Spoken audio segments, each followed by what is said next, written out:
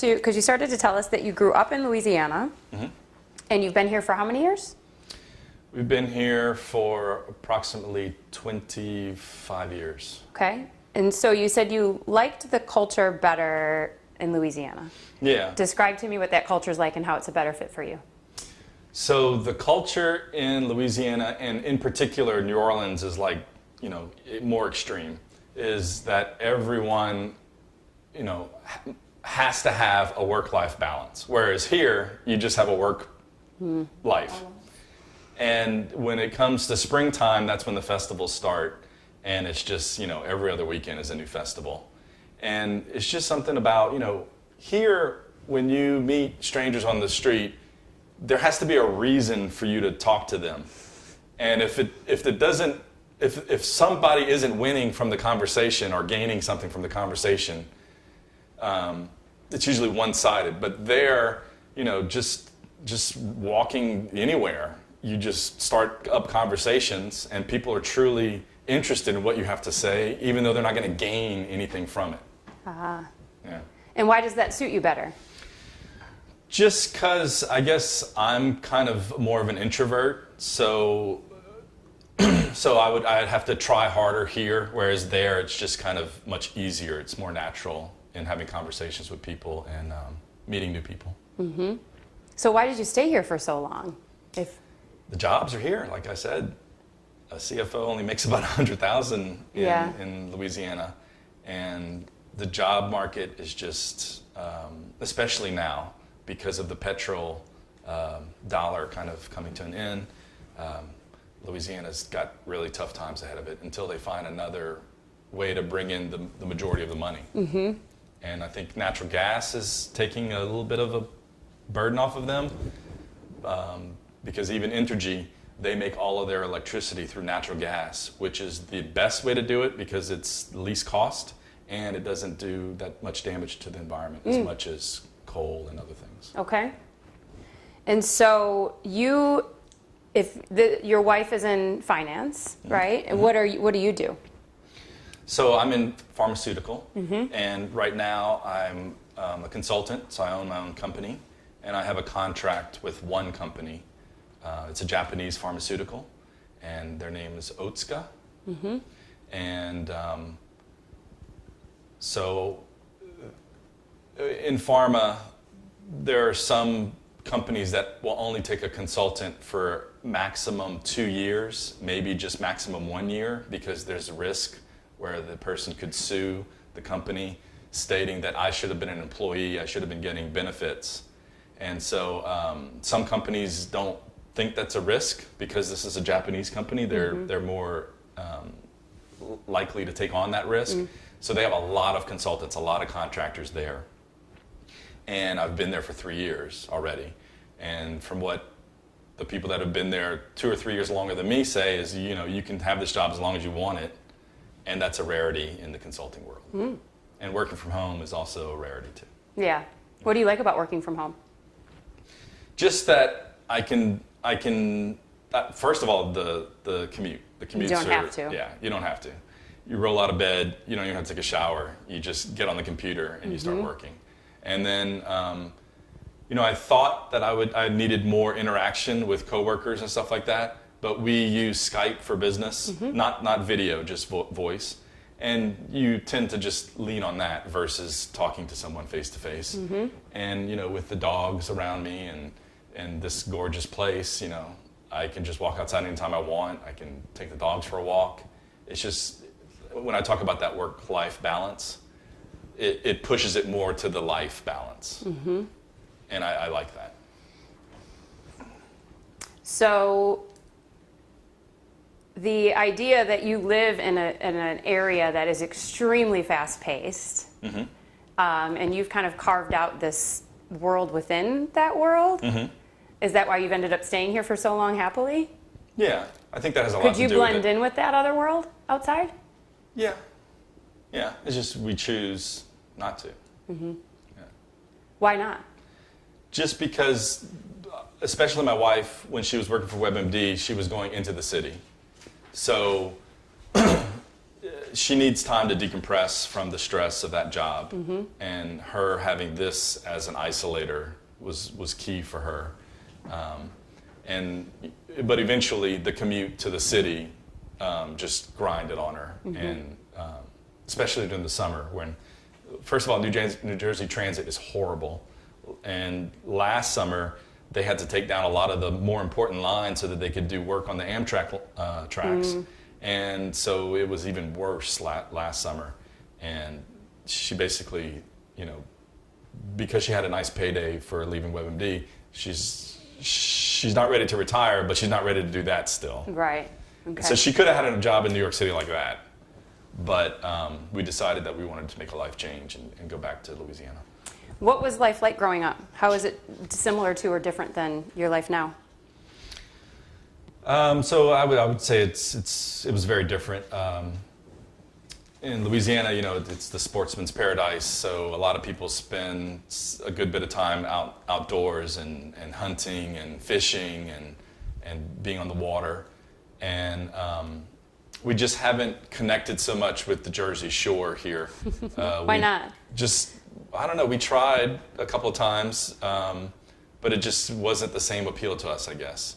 But when you talk about the Hamptons, now that really appealed to us, but it takes a little bit, it's a harder trip to get out there, and it's a harder trip to have a place to spend the night too. Why are you more Hamptons versus Jersey Shore?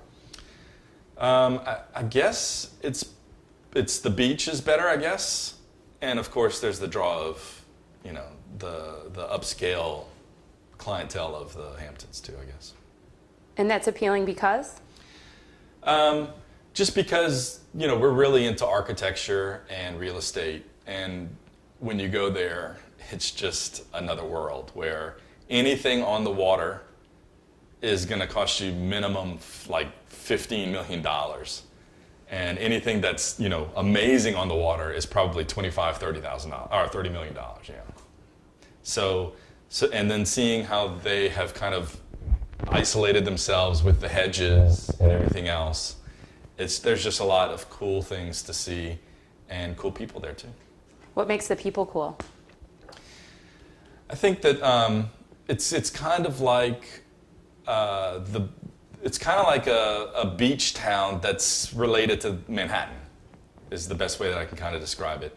So all these people, they're in the rat race during the week, and then they escape to the Hamptons to relax and unwind and to network.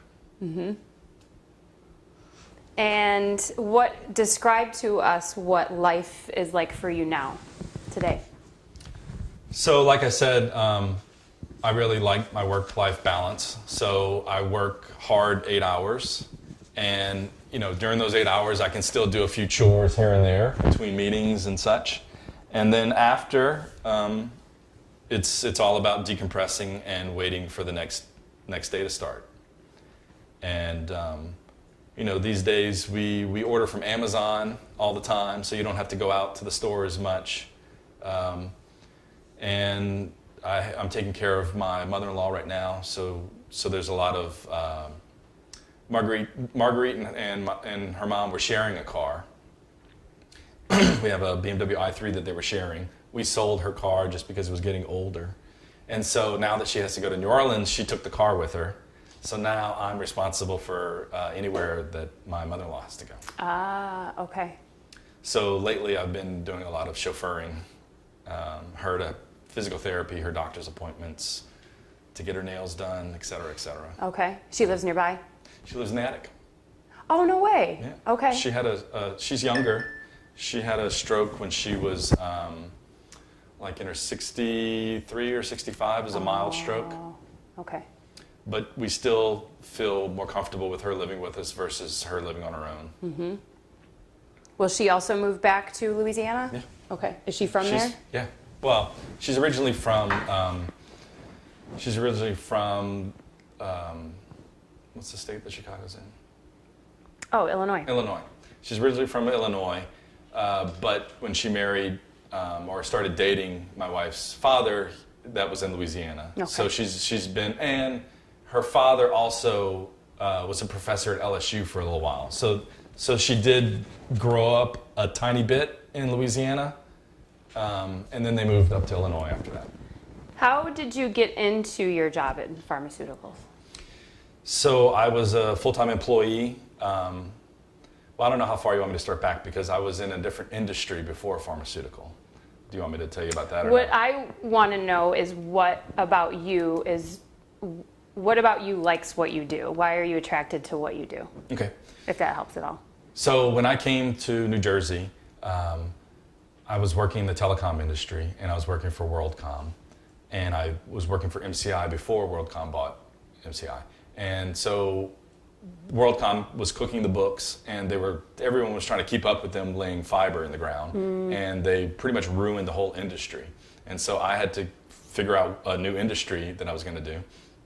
And so in my past, I've tried temp jobs, and they seem to lead me into good companies. And then once I get my foot in the door, it's easy to get a full-time job after that. So I was with a Japanese pharmaceutical company in the HR department as a temp. And they saw that I had really good computer skills. And so they said, you know, we want to hire you in HR. Do you want a job at this rate? And I was like, no, that's kind of low, and I don't want to have an HR career. And they're like, well, what about regulatory affairs? I was like, that sounds good. So they said, let's switch you into that group, and you'll see how you do, and maybe they'll hire you when they have a thing. So they ended up doing that. They saw that I had really good computer skills. They liked my personality, so first job that came up, I got it. And then Daiichi means first in Japanese, but a company called Sankyo bought them. And when I went to talk to those people to kind of like, they were interviewing me, I was interviewing them, I didn't get a good feeling that they were going to be, left out one thing. So when I was at Daiichi, I found out electronic submissions. Yeah. So every pharmaceutical company does clinical trials and other things that they have to report to the health authority. In the US, it's the FDA.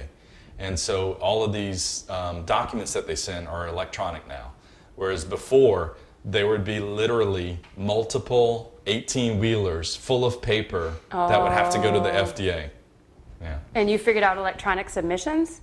So electronic submissions was just kind of starting up in the industry.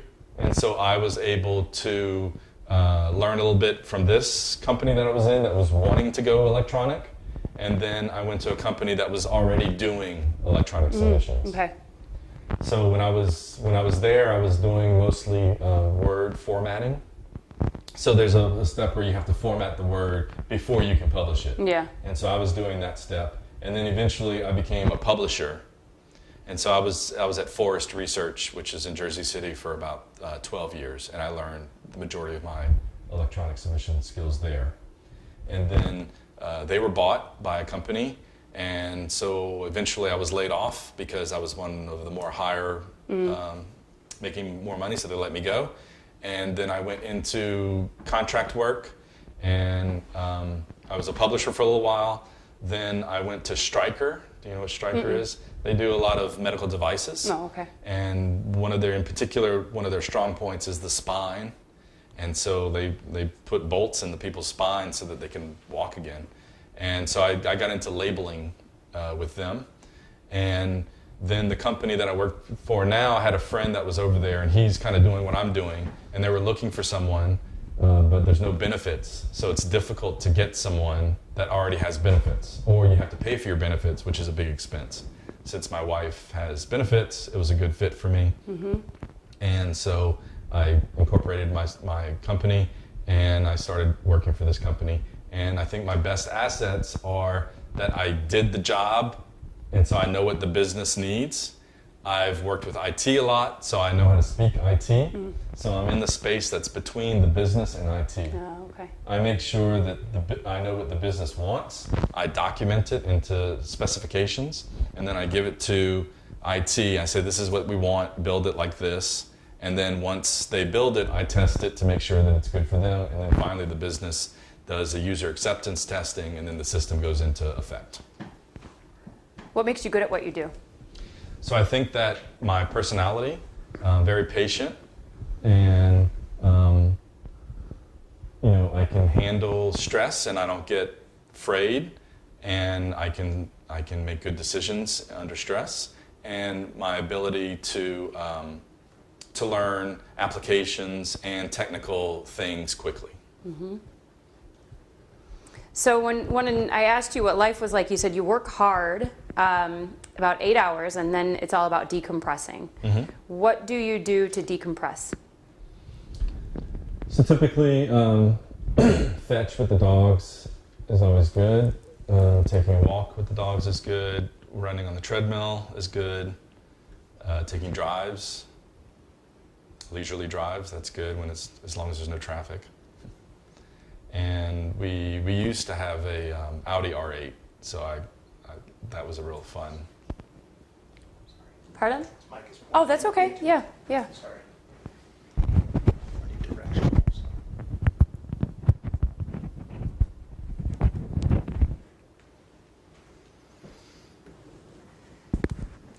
Running on the treadmill, why not run outside? Well, I'm more talking about winter. Oh, okay. Yeah. Yeah. I do walk the dogs a lot in this neighborhood because it's so great. Okay. Yeah. So a lot of active things is what I'm seeing. I try to be, yeah. Before I hurt my shoulder, I used to do a lot of volleyball. So we lived in Manhattan for about 4 years, and the volleyball scene is pretty amazing there. Really? Yeah. They, like, one league has 30 different levels. So within each level, you have about 8 teams, 10 teams. What did you like about volleyball? Because I was new to Manhattan, you would play in school gyms or other like college gyms, and so you were constantly going here, going there, going there. So you got to know the city really good. Okay. It's kind of social. After volleyball, you typically go have a couple of drinks, and the skill level was really high. And because I was a captain, I would put the teams together. I was playing on a team that I shouldn't have been on because I wasn't good enough. Well, then how were you the captain? Because it's one of those things where you have to be good at being a captain. You have to be able to read chemistries. Even though you have these 4 players are the best and these 4 players aren't as good as these 4 players, if you put all those people on a team, it's not going to be a good team. Okay. Too many people want to be the ball carrier. Yeah, too many Chiefs. Yeah. And so it's all about the chemistry of the team, and it's difficult to work with people and get 6 people or more people to show up week after week. And I would have 2 or 3 teams. But you got injured and had to stop doing that? Yeah, eventually from tennis and volleyball, this rotator cuff it hurts when I make that motion now. Yeah. Okay, so staying active now is a lot more low-key with fetch. Yeah. And then running on the treadmill. Yeah. I'd like to get back into tennis because that's something that more older people can do. Yeah. But unless I have my serve, it's just not, I really have to focus on, because I've been to doctors in the past, and they really can't do anything for me. It's like we don't really know what's going on with your shoulder, and so they don't really want to try anything. I have gone to Chinatown, and a couple of the Asian doctors there say, I just need like 3 days and I could fix it. But I haven't done it yet. Why not? Yeah, I should. Is something holding you back? Just getting into the city. And, Oh, okay. Yeah. Okay. And then what do you do socially, if anything? So we were really, we used to be really connected in the neighborhood. And we're all volunteer to be on either a committee of managers, which kind of makes all the decisions for the neighborhood. And then we also have separate committees. So I was head of the PR committee for about 5 years. And so there's, usually a couple of meetings per month. And then we have a ladies association, which has since started including men in it because it's kind of like a tradition. It's been around for 50 years. And so my wife was the head of the ladies association, and they do social things too. And so we've hosted football parties here, Oktoberfest parties here. Every year they do a Christmas party, and so we've had like 100 people from the neighborhood in here for Christmas party. And then there's a few cliques where we get along better with certain people, and so we kind of socialize too. You said you used to be really connected in the neighborhood. Yeah. What's changed? So the neighborhood has always been trying to get their word out about the neighborhood because it's hard to sell the homes, as you've heard. And so I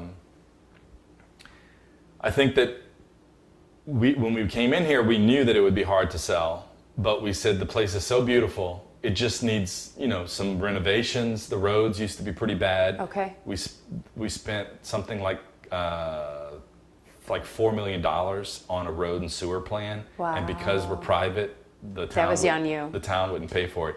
It was even kind of the mayor stepped up and paid $500,000 of it, and the rest of the town was really upset.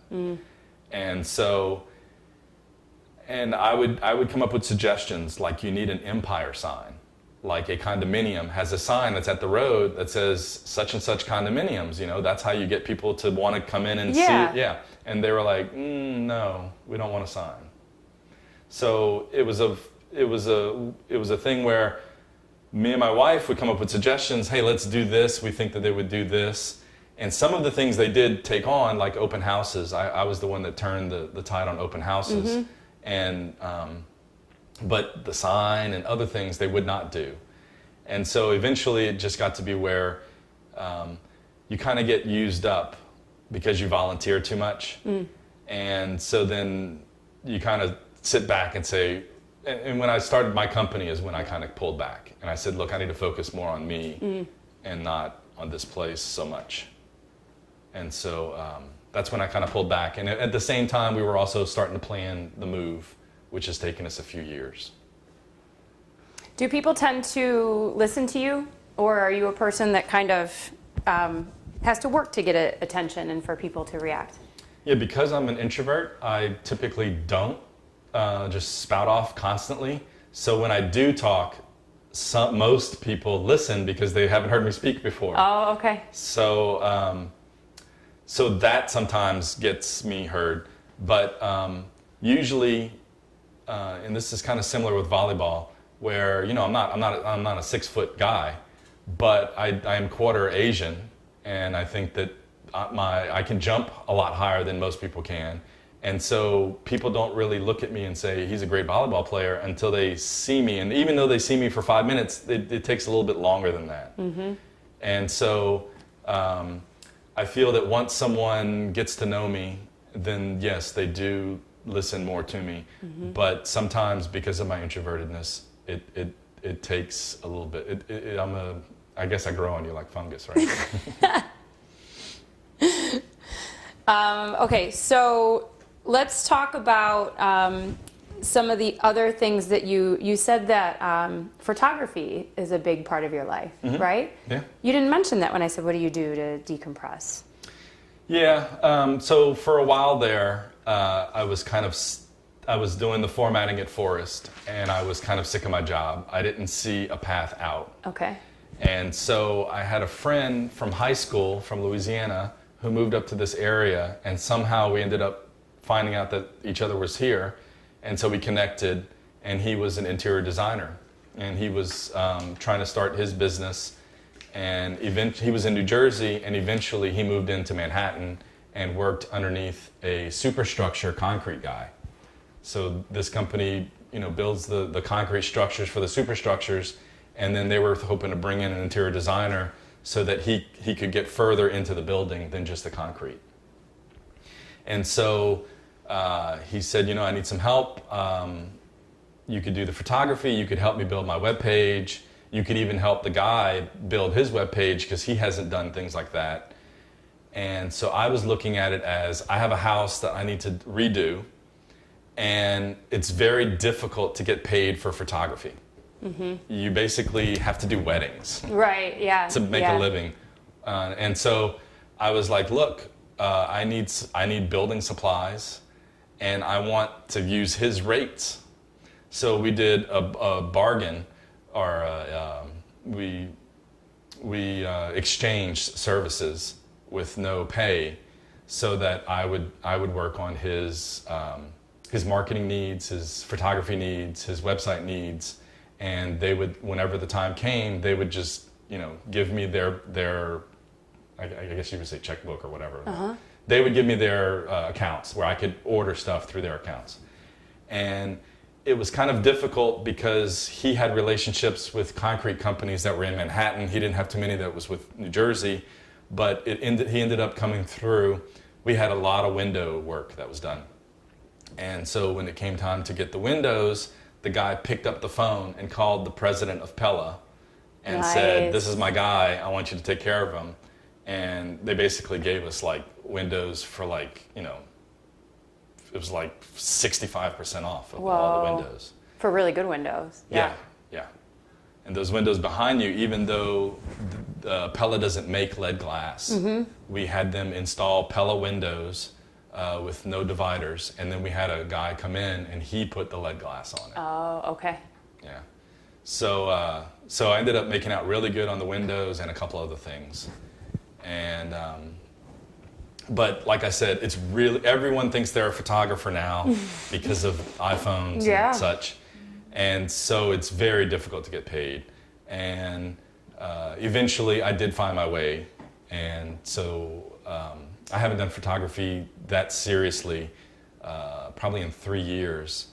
And so when you talk about, I do like if I go outside, I see a flower, I will take a picture of it. And then I edit things via apps. And so I'm pretty proud of my... Which apps do you use for editing? So the one that I really like is Prisma. So this is your Instagram. Yeah. So you can kind of see where I take photos and then I edit them. Yeah. And so that I do that kind of thing for fun now. But photography got to be where if I'm taking pictures of people, especially women, you kind of have to know what that person finds attractive about themselves, because if you highlight something that they don't think is attractive, even though I might think it's attractive, they don't like the pictures. So it's very difficult. Whereas the rooster doesn't do that to you. Right. Very cool. And you said you like that it allows you to express a creative outlet? Yeah. You know, we've renovated a bunch of homes, and so that was kind of like one way that we use our creative juices.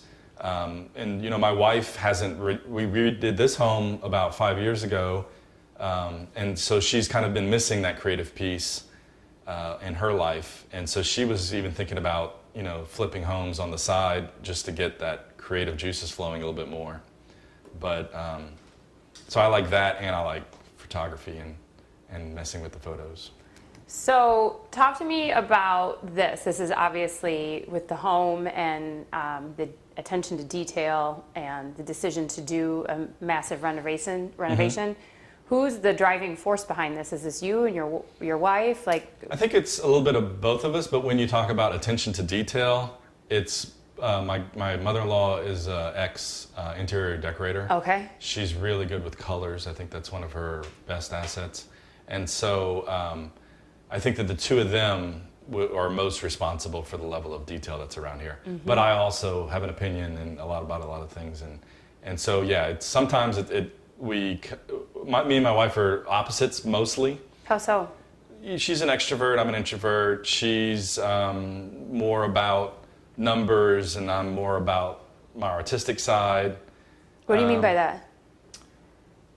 So, you know, being in finance, it's there's not as much gray area. You know, it's kind of cut and dry. The numbers either say this or they say that, and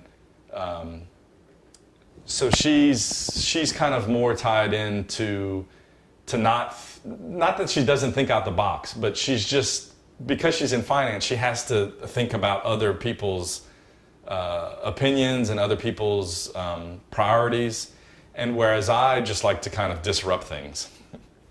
What do you like about disrupting things?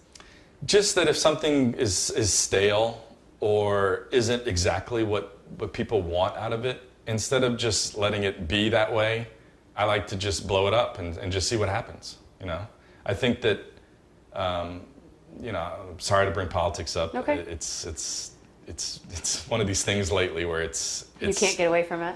well, not just that, but everyone is just so divided, Right. let's say.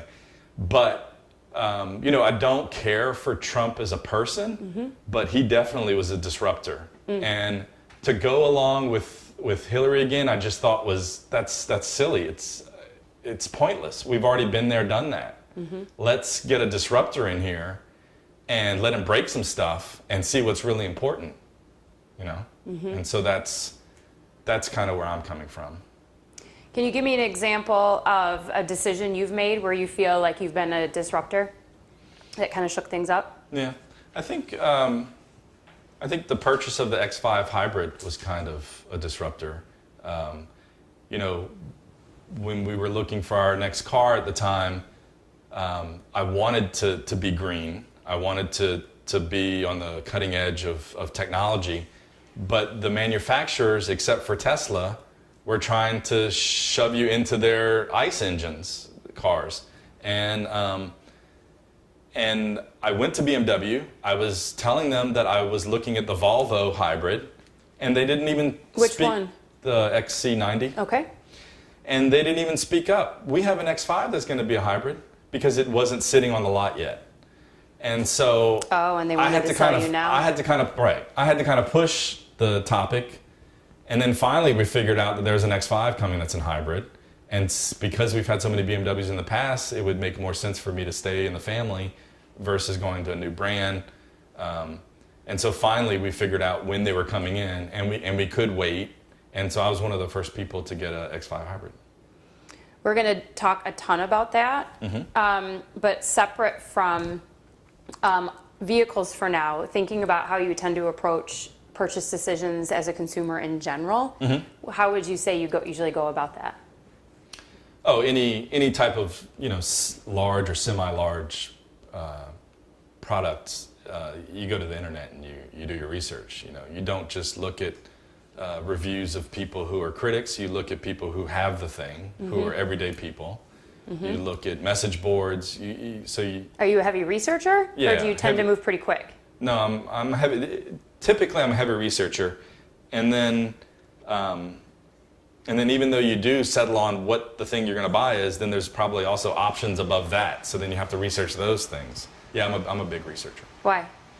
because every dollar is treasured by me, and so I don't want to waste my money on something that I'm not going to like and have buyer's remorse later. Why is that so bad? You probably have a comfortable life, and a dollar is a dollar. So Yeah. why is it not a dollar in your mind? I guess it's just my upbringing. It's just that, even though I can probably afford to do some of those things, I won't, just because I value a dollar. Who taught you to value a dollar, or what taught you to value a dollar? I guess I would thank my parents and the environment that I grew up in. And we always didn't have money when we were younger, and like I said, Louisiana's economy is not doing so great, and so even though my dad was self-employed, had a company, it's been lean for like the past 10 years over there, and so I know what a dollar's worth. So therefore, how does that tend to influence what you choose? So obviously you research a lot to make sure you're going to be satisfied with Right. what you want. You said not have buyer's remorse. Yep.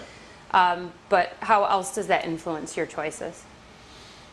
I tend to not buy things that are just extravagant things to have. I tend to not. I try not to follow too many, just trendy things. I tend to buy products that are classical need, and probably even a classical brand if it's been around for long enough. And I just think that throwaway society is one of the worst things that we've become accustomed to. Why? Because we can't even drink out of a straw without it affecting our environment these days. And a straw is perhaps the biggest poster child of something that is relatively free, but I choose not to use them because I know where they end up. And I just think that I guess it's more of my engineering background, but I just think that a device that you can upgrade over time, like a Tesla, BMW's even doing it now, where they can over the air send you updates, software updates. And so I've always tried to think like an entrepreneur, and I just think that more plastic and more electronic junk is just not what we want. We want things that can be upgraded, and so that you can continue to use that, most of that device, you know, for many, many years versus just throwing away things. And because I think that's just not a good sustainable model. What is the motivation to have such a sustainable mindset and behavior day to day? I just think that you know, we've inherited Mother Earth from previous generations, and you know, I guess since the Industrial Revolution, we never thought that we could affect the planet. And so lately we've seen how we can affect the planet, and every little thing that we do affects the planet or the ecosystem. And so because of my industrial engineering background, I'm all about efficiencies, and I just think it's inefficient. What do you do to live by that? Obviously, the car choice played into it. Yeah. Do you do anything else, or does it just pretty much manifest with automotive? Yeah, so my wife had a cancer scare recently, and so she's fine now. It was stage 1. She caught it early, breast cancer, and so we've really changed the way that we changed the way of how we put things into our body and on our bodies. We've tried to eliminate plastic, so Ziplocs, Tupperware that's plastic. So we've gotten glassware and silicone Ziploc bags, and then the deodorant, the aluminum, and the other, I think it's PBOs or whatever, parabens. That all of that stuff has been pushed away from our life, and then my mom was on a Dr. Gundry diet. I have the book right there. But basically, this was a cardiologist who was always 30 pounds overweight, and he could, as a doctor, he could not follow the prescribed doctor diet to get him to lose that weight. So he started doing his research, and he found out about lectins. And lectins are a protein that bind to the nutrients. And so they will stop your body from gaining those nutrients, even though the nutrients are already in your body. And he quit being a cardiologist, and he went to study this diet, and he has supplements, of course, and he's been writing books. And me and my wife have lost about 30 pounds. And I really haven't even, you know, before I was trying to exercise and not take care of the diet. That didn't work. Now I'm just focusing on the diet. It's working, but as soon as I add that exercise piece to it, it's also going to work that much better. And I don't have that bloated feeling at all, and it just has really turned my life around, and hers, and has made us think about things other than just eating, like I said, the deodorants, everything. And another thing that's kind of weighing on my mind is that in Louisiana, the natural gas and the petroleum is king. And so the chemicals and everything get into the groundwater and are in the air. And my father-in-law had to take his dog to go get cancer treatments at LSU. And 90% of the dogs that were waiting for chemotherapy there, they all had foot cancer. So it's the dogs walking in the groundwater, walking on the grass that's giving them the foot cancer because of all the chemicals that we have in it. So now I'm focused on how are we going to bring our dogs over there and have them not get foot cancer. Yeah. Okay. And so there's something called mushers. It's for dogs that are in Alaska and mush. And so it's like a it's like a wax you put over their paw. Interesting. Okay. And it won't let anything absorb. And so that's one of the things we're doing. We're also getting a heartworm pill that's more focused for mosquitoes. Mm-hmm. Yeah. So you guys have become just more aware of More things all aware around. of, yeah. Yeah. Yeah. Okay. I was trying to think of what sent us down that path. Okay. So in terms of purchase, what then, you said that you have a tendency for, throwaway society is something to avoid. You tend to lean more classic with brands that are established versus following trends, right? Mm-hmm. Give me some examples of brands, and we asked you to think about this online as well, but let's talk through it. Mm-hmm. Give me some examples of brands that you tend to identify with or gravitate towards. Can I use the ones that I already gave? Yeah. Okay. So Really Right Stuff is a photography equipment manufacturer, and they have a really nice color catalog that they send out, and the photography in it's amazing. The products are amazing because there's such quality built, and they're always extremely sturdy. And when you're a professional photographer, you can't miss a shot. You have to get every shot if you want to be successful. And so they don't skimp, they don't cut any corners. And anytime you have their equipment, it just feels solid in your hand. You know it's going to work, and it's just a joy to work with this product. Do the prices reflect it, or is it actually quite affordable? No, it's quite expensive. And it's quite the opposite. Yeah, and in fact, I think a couple of Chinese brands have kind of, stolen their IP, intellectual property, and are building things that are, almost as good for a lot less. So I think because I've been away from photography for a little bit, I think they're kind of losing their market share just because of the Chinese knockoffs. What would you do in that case?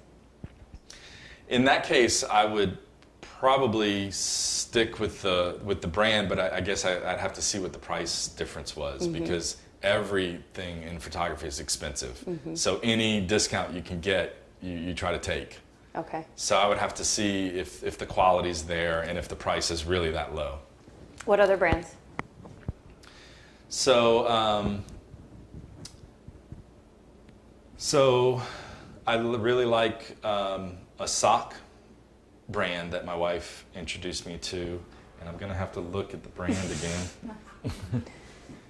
Yeah, Bomba. B-A-M-B-A? B-O-M-B-A. Oh, okay. And I think that their big thing to get noticed was that for every pair the guy, when he was starting the company, heard that the biggest request from homeless shelters for a piece of clothing was socks. And so he said, for every pair of socks that I sell, I'm going to give away a pair. And kind of like the Tom Shoes idea? But yeah, he did I'm it not with socks? sure about that, but yeah. Okay. And other than that, I wouldn't buy it if it was just that. It's not enough. They're great socks. And they kind of re-engineered the sock a little bit. And so the combination of a great sock that also does great things for society was a big benefit. And so I purchased some socks. Are you a style conscious person? Yes. Describe it to me. Like I said, I don't really follow trends, but I like to be unique. And so if everyone's wearing, whatever, X, I'm not going to wear that. I would more tend to go for something that's either something that's on the up and coming that not many people know about, or I'll just do my own thing and look original versus looking like a copycat. Why is it important to look original? I don't know. I guess I'm expressing myself, and so I guess I like to think that I have original thoughts and ideas, and so I like to portray myself as that way. Why is it, I know you kind of said it just now, but think about the idea of following the masses, and why is that not you? Mm-hmm. A lot of times the masses are following trends that aren't really great or don't do great things for them. They're just doing it because everyone else is doing it. And so I just find more pleasure out of having a unique thing that not many people have. Makes you feel what? Special.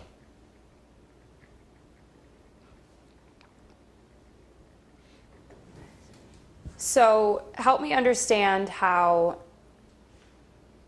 the idea that kind of staying a little bit more classic, even though there's unique in there, also marries with this idea of you kind of being a disruptor, right? So are those a little bit at odds, or? They are a little bit at odds. Okay.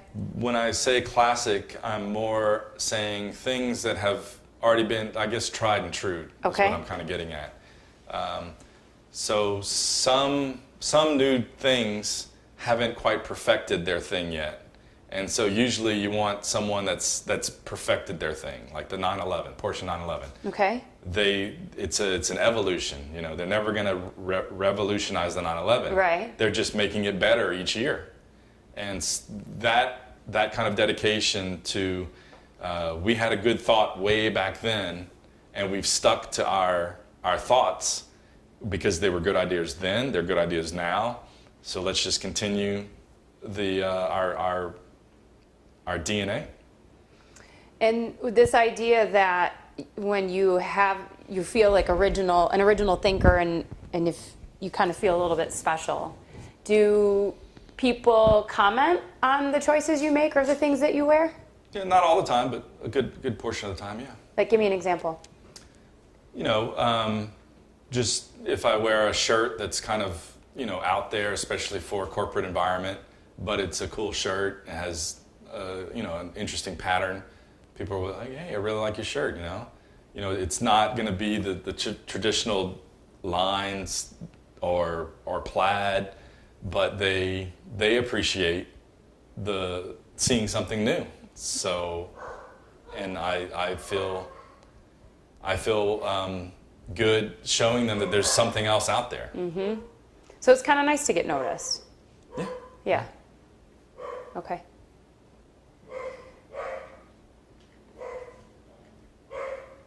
Okay.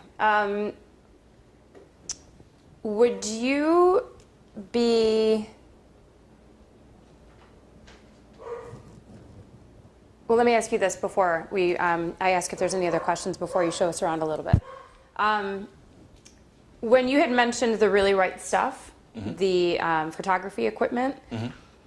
You had said that it's definitely a high price, but you feel like you're getting the value of the product and the quality of the product for the price. And the engineering that was put into it.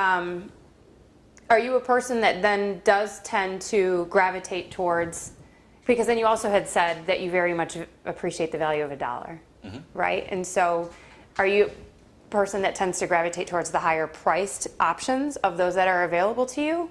Or do you tend to try to squeeze down to something that might be more affordable but you're sacrificing on? Yeah, I guess it depends. You know, every company has a product and they have an audience for that product. And so sometimes paying a lot for something is all about the brand. You don't really get anything in particular from paying more except the brand. Whereas other times, you just need something that's going to last you a year or two, and so the least cost option is probably the best option because you're not going to need it after that. So a lot of thought goes into how often you're going to use it, you know, how long you're going to use it, and do you want something that's going to be high quality and work how you want it to every time, or do you want something that's only going to, you know, mess up 10% of the time, but it's a lot cheaper? Mm-hmm. So And then where do you tend to fall when you're faced with those decisions? I mean, if it's true, if the higher priced item has a true value to it, and I appreciate that value, then I'm going to go for the high priced item. But if it's all about you know, circumstance and brand, then I'll probably just go for the medium priced that gives a good value all around. Do you have an example of what is a brand that gets more money just because of the brand versus it actually delivering a better product? Hermes. Okay. Yeah.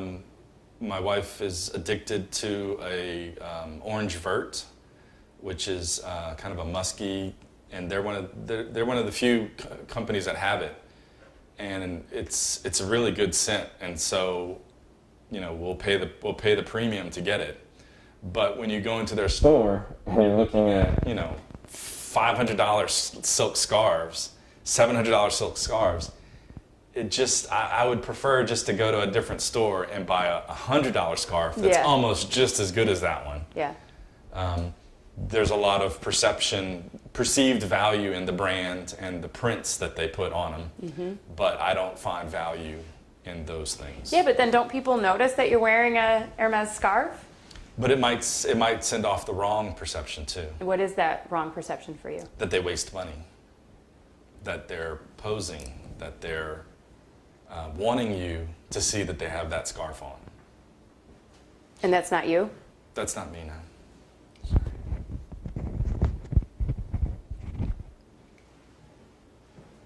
That's not you because you're what? So if you're not that, you are what? So I'm more like, if I do buy a high-priced item, it's because I need the level of quality that that company has put into it. So I'm proud to show that I have this expensive item because of the value that it brings to me in my life. Real value, not just perceived value. Good.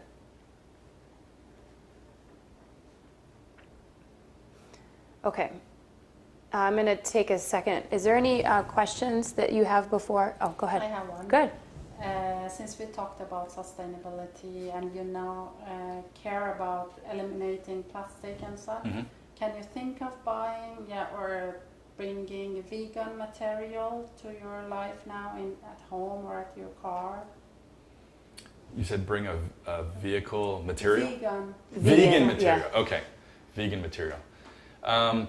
Yeah, I think that eventually I'll probably get there, but at this point it's so difficult to be vegan and cowhide is so entrenched in our lives, you know.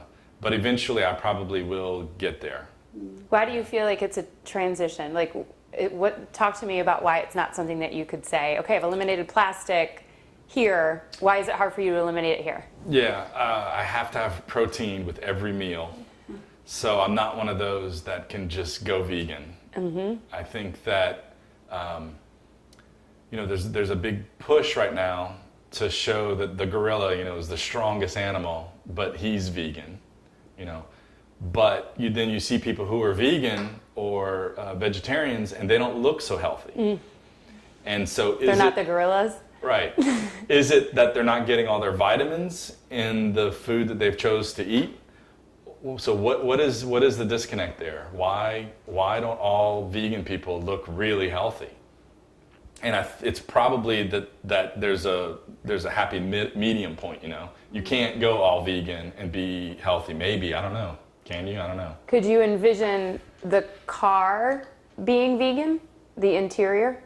Yeah, you know, I think the i3 has been the first car that has, not the first car, but the first car recently that they've redesigned the car from the ground up. And when they put the materials into the i3, it was all about sustainability and renewable materials. And they did it in such a way that it looks great. And so yes, if you can bring materials like the i3 into a car that are vegan, yeah.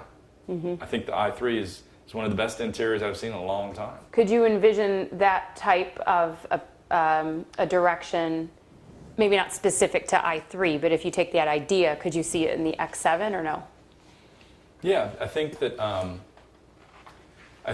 the Velar from Land Rover has taken a lot more of your interior fabrics and touch that you have inside your house and brought it into the car.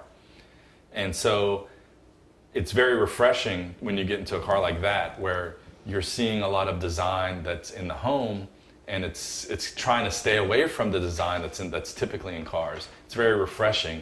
And so if you could make vegan materials as rich and that that you want to touch them, tactile, then I think that it's a win for everybody when you can do that. Why do you like that idea of that they've taken this, you use the word refreshing about the way that the Velar was done? Just I think that interiors have gotten a little stale. I think that Audi is seen as one of the best interiors in the business, yet it's not doing anything new or fresh like an i3 is doing it. Yes, it's a well-done interior. Yes, it's ergonomic.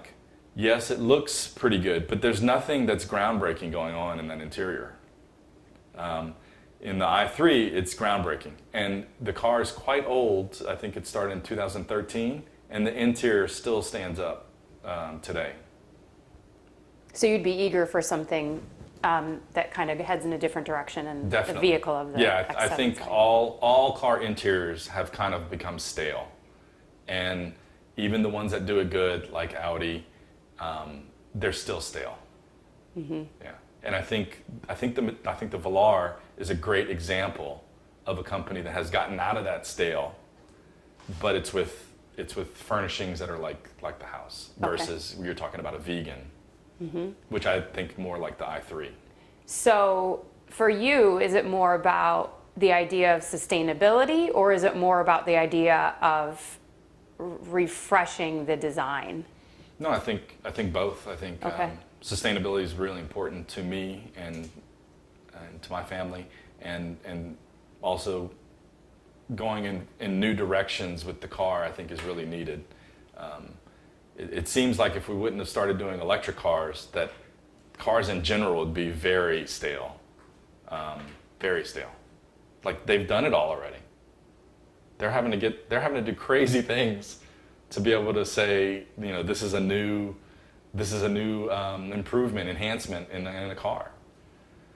And so I guess I'm really excited of what is to come versus if it would have just been ICE the whole time. It's kind of, everything's kind of been done. How do you guys feel about continuing into vehicle, and then we can do a little home, and then before we go out to the car? You think that's okay? Just because we're already kind of there right now, and he's given us some good thoughts. Okay. So we want to learn quite a bit about your vehicle purchase, right? And so let's start with actually the first one you mentioned, which was the X5 Hybrid. You don't have that anymore? No, we traded that in. Okay. For that. So you had said that you had looked at the Volvo XC90 Hybrid. How did that land on your radar? So when I found out that my Cayenne Turbo needed $9,000 worth of maintenance done to it, I was like, Wow. all right, yeah. All right, we're done with this car. It's had a nice run. And we typically, before the X5, we were typically buying used cars because there's a better value there. And so... So was your Cayenne a used car? Yep. Why start getting new cars? Because we wanted to jump into the hybrid game, and that's the only thing that was available. And then why, well, the Cayenne's an SUV. Yes. Why SUVs for you? Because my wife likes to drive convertibles, and so I get what's left over, which is the family truckster. Okay. All right, and we'll talk more about that in a minute. So just, so take me through, you had the Cayenne, We had two Cayennes. Two Cayennes. We had an S and then a turbo. And then your last one, you ended up saying, okay, too much money for the repairs. Well, basically, I always want to go for Porsche. Why? But because they have the cars that are most track focused, I guess. When I drive, it's not about top speed, it's about speed in the corners. And so Porsche and BMW are kind of the only two companies that really focus on that.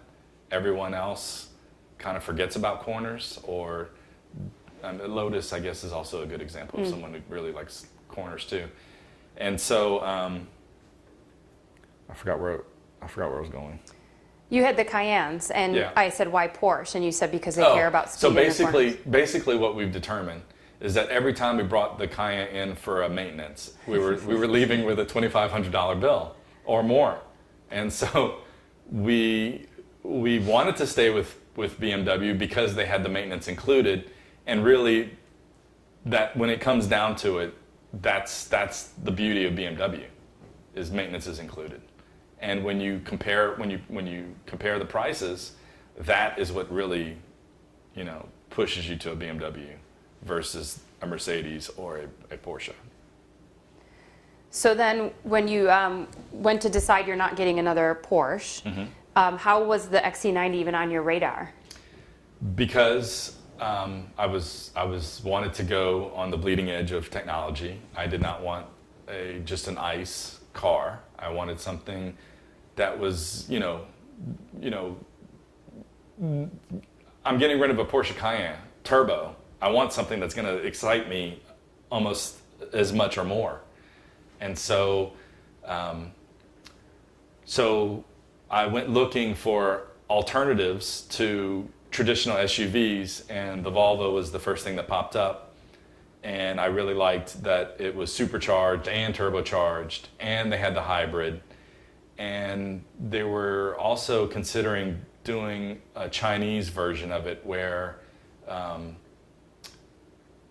there was more of a luxury ride in the back seat for the Chinese market, because they're like in a car for eight hours a day practically. So that's why I kind of looked at that. But why do you care about backseat? I just think that that if we're gonna have the family truckster, everyone should be comfortable, And so the back seat is important for the family truckster. What was it? Do you remember anything specific about that back seat that made it special? I think it was like captain seats, and the front seat could do something. It's like they replaced the front passenger seat with some kind of I think you could put your feet up on it, and it was kind of like a cubby hole thing going on, and it was really functional with what they did. And I don't even think they ended up coming to the U.S. market at all. But that's what kind of drew me to that car. And I thought that they were going to be the first hybrid SUV out, but they weren't. BMW beat them to it. Would you have bought that car? After driving it, we didn't get to drive the hybrid version. Okay. We got to drive the 4-cylinder XC90. And when you compare the 4-cylinder XC90 to just a regular ICE X5, the X5 was a better ride. It's a ride that we're familiar with because we've had so many BMWs. And even if I would have wanted to go to the Volvo, if the timing would have been faster than that, my wife was like, no, I love BMWs. We should go with the BMW. Why? What's bad about Volvo? Just that Volvo at one time was one of the leading luxury brands out there. And then they kind of faltered and failed. And then the Chinese, bringing it back, they had some really impressive plans, and the safety factor in a Volvo is appealing to me. But once we drove the car, it just wasn't what we were accustomed to. Mm-hmm. Because it was what versus what? I guess it wasn't as sporty as the X5, really, when you come down to it. A lot of these manufacturers, they will, like I said, they know their audience of who they want to go to. And sometimes they'll build models that kind of appeal to a little bit of a different target audience. But with the way that Volvo was coming back into their own, they can't push that far. They have to kind of focus on the product they're going to deliver. And so that car just it's all about safety and luxury, and that's not what we want. We want sportiness and luxury. Okay. Would the brand have fit you or no? Would you have been okay with the brand, or do you feel like I don't have anything against Volvo, but it's the fact that they don't specialize in sport enough. That's what to me is the key there. I don't have bad feelings towards Volvo. Mm-hmm. I think they're doing some great things. Like what? Just out of curiosity. They've discussed that Volvo will not be involved in a car accident by the time, I think, like 2025 or something like that. Yeah. And the fact that they're going, I was in a Cayenne Turbo, so that was a V8 with twin turbo. The fact And that not that big of a car. Right. The fact that they can build a car with a 4-cylinder that is peppy enough really appealed to me. But BMW was doing it too. So Okay. yeah, the eDrive X5 is a 4-cylinder. In fact, I was more looking for a 6-cylinder with the hybrid, but there was nothing available. I think the X5, the new X5, when they come out with the plug-in, it will be a 6-cylinder and be hybrid. How do you know so much about automotive industry? I've just always been, I wanted to be a mechanical engineer, but a couple of the classes, I couldn't make it. Which ones? Materials. Even some of the civil engineering classes were tough, but I still had to do those anyway because in my industrial engineering. Some of the chemistry was tough too. So you've just always been into cars and mechanics? My dad, always got Motor Trend, Road and Track, and he tends to buy a lot of new cars. I guess that's where I learned where it's stupid to buy a new car if you're going to change your car every year and lose all that money. So what's so important about having a sporty car for you? So you want sporty luxury, not safety luxury. Right. What's sporty luxury? Like I said, I like I won't say aggressive driving, but I like quick driving, especially in corners. And I'd like to get more track time, but it seems like it's a little difficult. You gotta have the right car. You gotta have costs a lot of money to get on the track. You eat up tires, you eat up brakes. Yeah. Mm-hmm.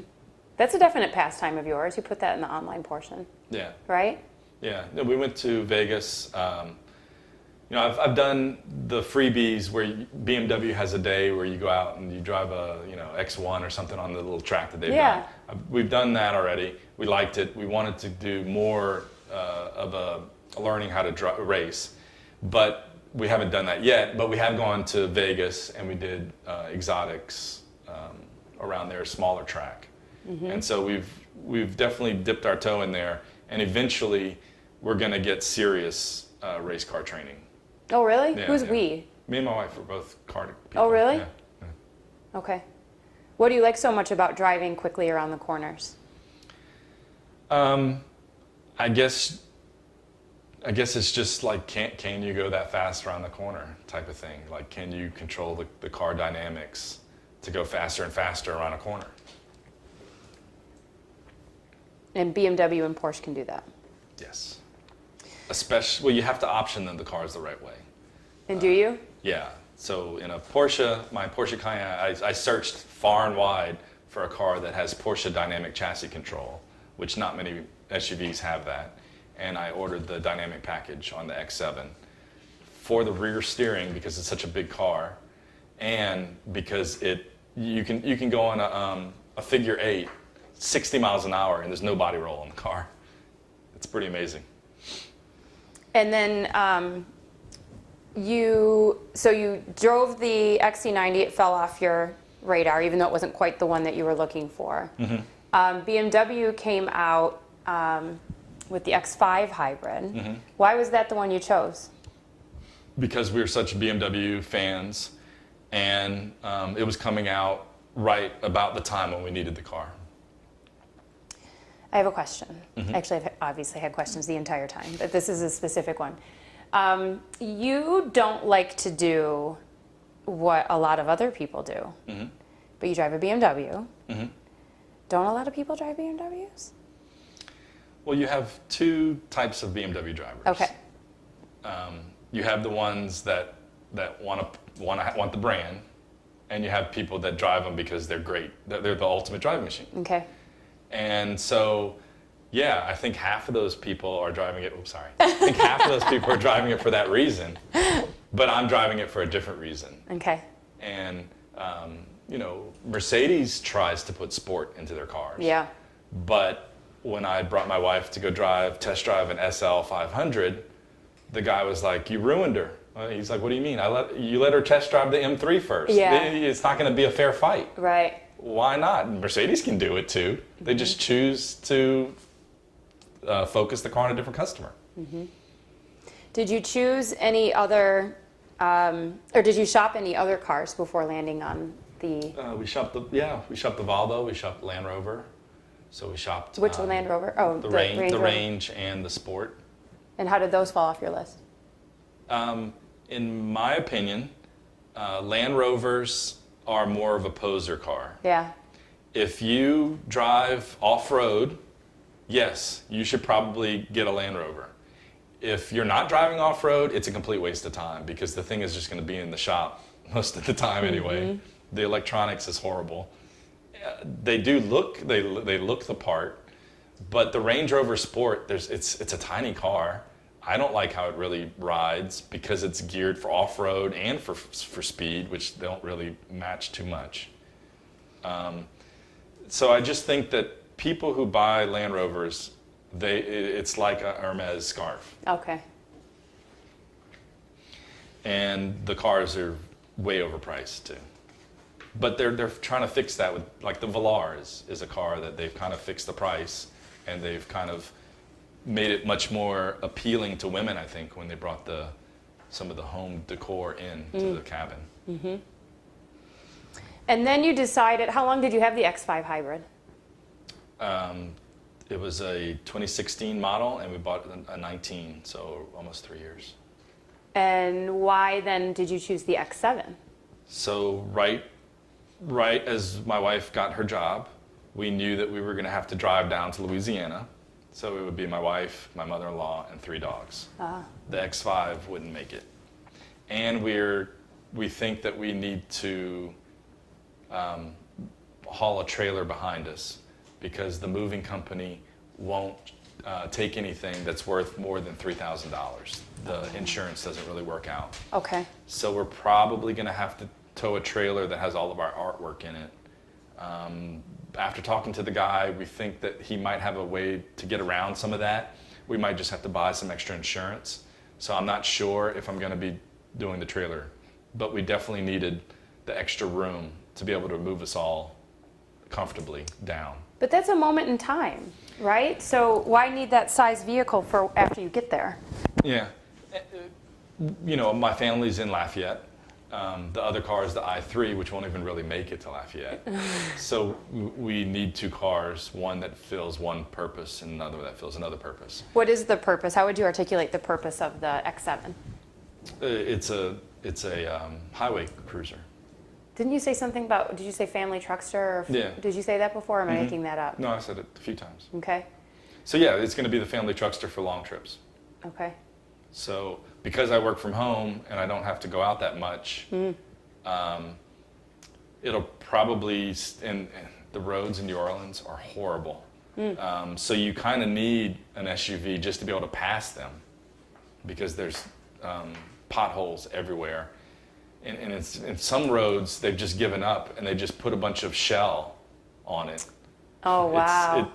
I don't see how you have a $2 and $3 million house after house after house, and the roads just be like they're in Iraq or something. Huh. It's crazy. So the i3 can kind of zoom around. It's a great city car, so it's going to do great for New Orleans.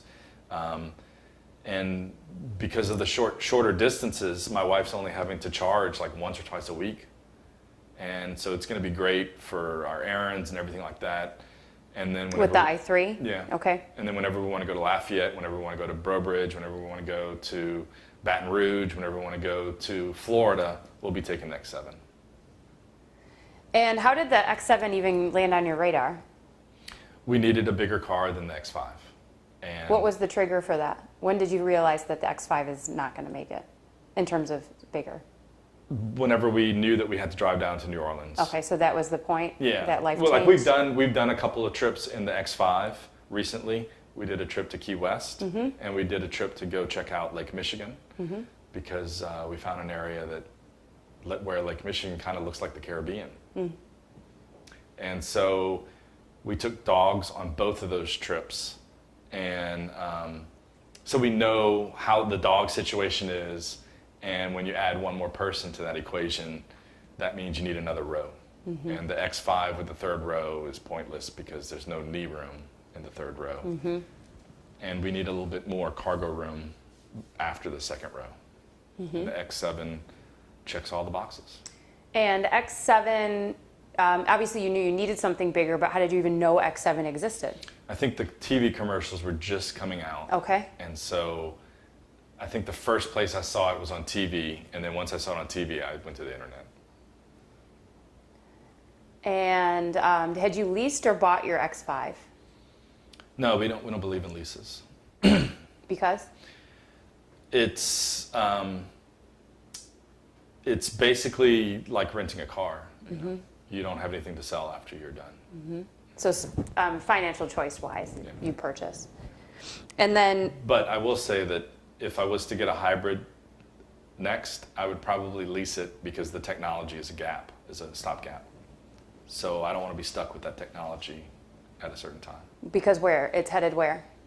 It's a Band-Aid until the batteries get right. Right. And the batteries are this close to being right. You know, at first it was a size thing, but now I think it's kind of turned into how fast can you charge it thing. Yeah. And with some of the new cars that are about to come out, like an Aston Martin, it can get 80% charged in 4 minutes. That's almost as fast as filling your car up. And so I think that it's just a matter of time where you won't see hybrids anymore. Okay. And I think BMW is even considering if they were going to do another hybrid on the X5. I think that my car was supposed to come out as a hybrid because that's what the concept was. What, X7? Yeah. The concept for the X7 was a plug-in hybrid. I think BMW thought that all of the X7s would be that, but it's a tricky game right now, and I think that they don't know yet if a hybrid is the right thing to do, but they have all these ICE cars that they need to sell, so they're kind of stuck. Whereas Tesla doesn't have to protect their ICE cars. Right. They don't have to juggle. Yeah. So when you figured out about the X7, that it was available, did you just go purchase it? Did you shop anything else, any other vehicles of that size, or no? No.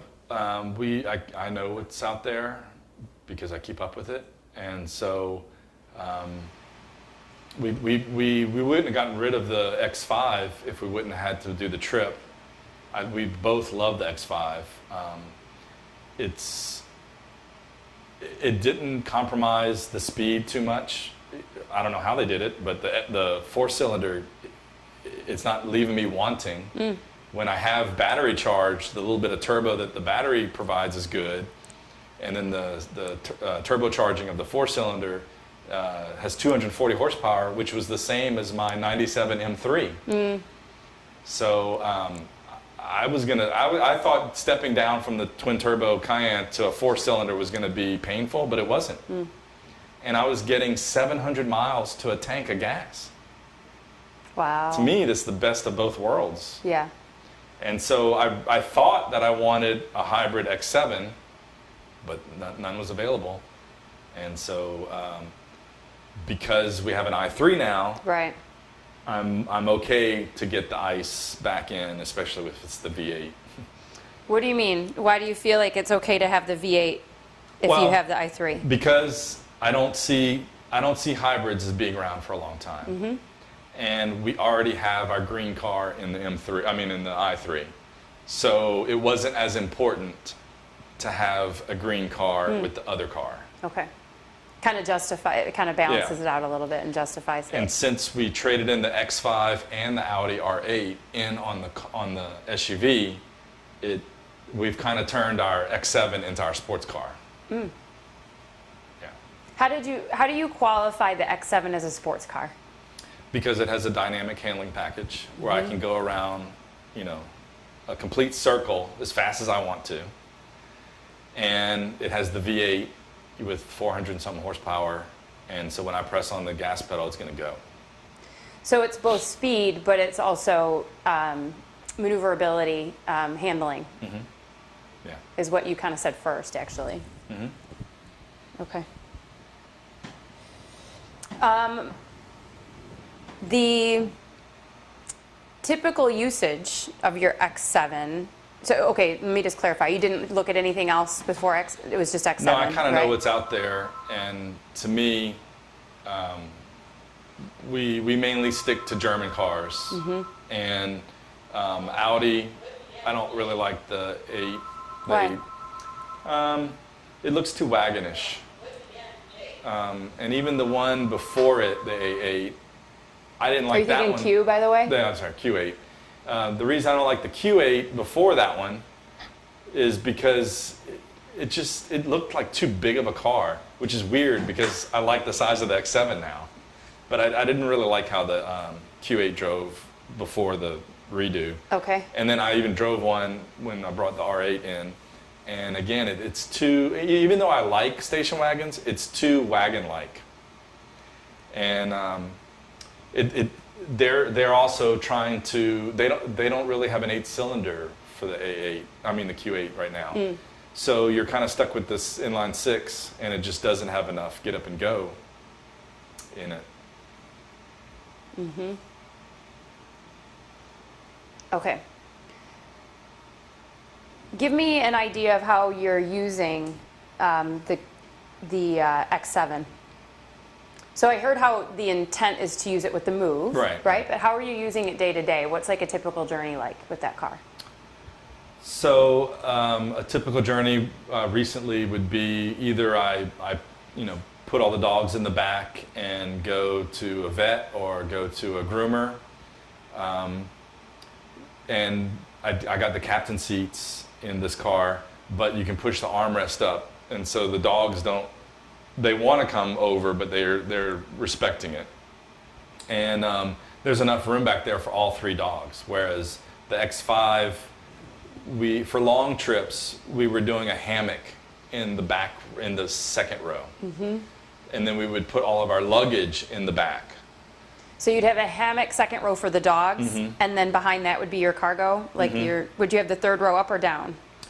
You can't get the 3rd row in the hybrid because that's where the battery this was in the goes. X5? Yeah. Okay, sorry.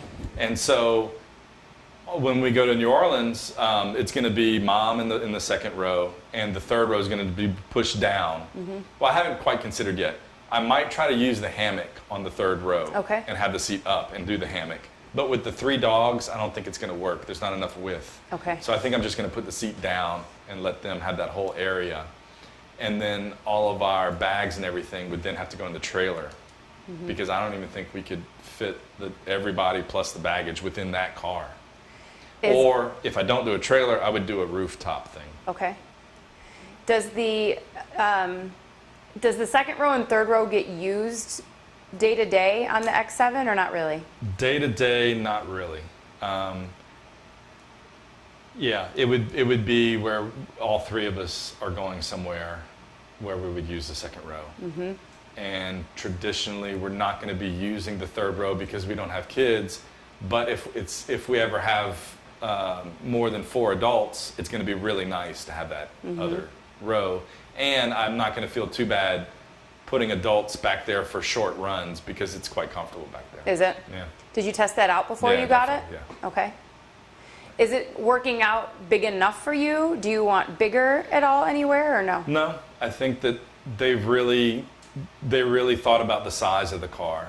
And I don't think that they wanted to build something like an Escalade XL. I think that doesn't fit the BMW DNA. Okay. As much as they're geniuses at making big cars act like smaller cars, there's no way they could do it for a car that big. Okay. And so I think that they really focused in on their customers' needs with the X7, and they know that they like a certain amount of sportiness, a certain amount of utility, and they got it right, I think, in my opinion. Okay. And then how are you using the cargo area? You gave me a couple examples, like when you have the dog or if you're going to be doing the trips, but what else are you using the cargo area for, if anything? Airport trips. Yeah, A lot of that's luggage true. back there. How often are you taking your wife or picking her up from the airport? So once a week. Yeah. Yeah, I've gone one trip to New Orleans, but she's come every other weekend, or every weekend here. And we don't know how much longer we can do that because we're getting some money from the Intergy for miscellaneous, and we're kind of using that. Okay. So, yeah. That's why I also hope we sell her, because she's not going to be able to come every weekend for that much longer. When are you supposed to move, actually? I don't know, as soon as the house sells, I guess. Okay, so that's kind of what you're waiting on, yeah. Yeah. So thinking about when you purchased your car, you obviously have, you go to purchase, you decide on the model that you want, right? And then you have to decide which vehicle of that model to get. And what I mean by that is in terms of trims and options and so forth. How do you tend to approach that? Are you a person who customizes the entire thing and sort of packages it up, options it up to exactly what you want? Do you kind of do you tend to take ones that are prepackaged and that sort of fits your needs? Or how do you... When you say prepackaged, you mean a dealer optioned car? Yeah. Yeah, no. I typically get a lot of options, especially on a newer car, because you can. Again, I don't want buyer's remorse. I want to make sure I get all the options that I want. And in my opinion, a base model BMW is not the ultimate driving machine. You have to add about at least 4 or 5 things to make it the ultimate driving machine. And my hybrid actually broke down because I got one of the first ones. So they gave me a loaner diesel X5, and I did not like that car. So you really have to... Options are expensive, and so you really have to think about it really hard. And on the X5, we got a couple of things that I probably wish I didn't get, like what? Night vision and What's the night vision? so you hit a button and it shows up with a heat signature, so you see things Outside the car? Yeah. So like if you see something in the woods or something beside you? Yeah, one of our favorite things to do is to drive around the park with the lights off. Well, here it would be cool, yeah. And we have tons of animals in here. And you just kind of let the night vision look in the woods, and you see, if it's a deer, it'll pop up. There's a deer because it has a heat signature. And so, we only use that 2 or 3 times, and it probably costs us $700. So that's probably one thing that, it wasn't even available on the X7. I don't think that they have it yet. Oh. But that's one thing that I will not buy. Okay. And on the X7, there's a few things that we didn't get. The Sky Lounge was the LED Sky Lounge. Okay, what was that all about? So that's the panoramic roof. They're trying to do something similar to a Rolls Royce, Okay. where they have all the little LED stars into the headliner in a Rolls Royce. So they did the same thing with LED within the glass. So you can change the colors of the LED within your panoramic sunroof, and it goes the whole way. And you regret that you did not get it? No, I did not. It seems pointless to me, and I did not get it. Oh, so you don't regret it? So I learned something from the X5. Okay, got it. I got it. So that was offered, but it was unnecessary for you. It was basically one of the few packages that we didn't get. Oh, really? And the salesperson was like, "Well, don't you just want to get it just because you would have a fully?" No, I don't want to. I don't want to pay extra money for a nicer stereo, which was the Bowers and Wilkins. Yeah. So I didn't get that. I didn't get the LED Sky Lounge, and I think that was about it. Oh, yeah, that was about it that I didn't get. Do you have any more of those examples or of things that you did get and regret getting, or didn't get and regret not getting?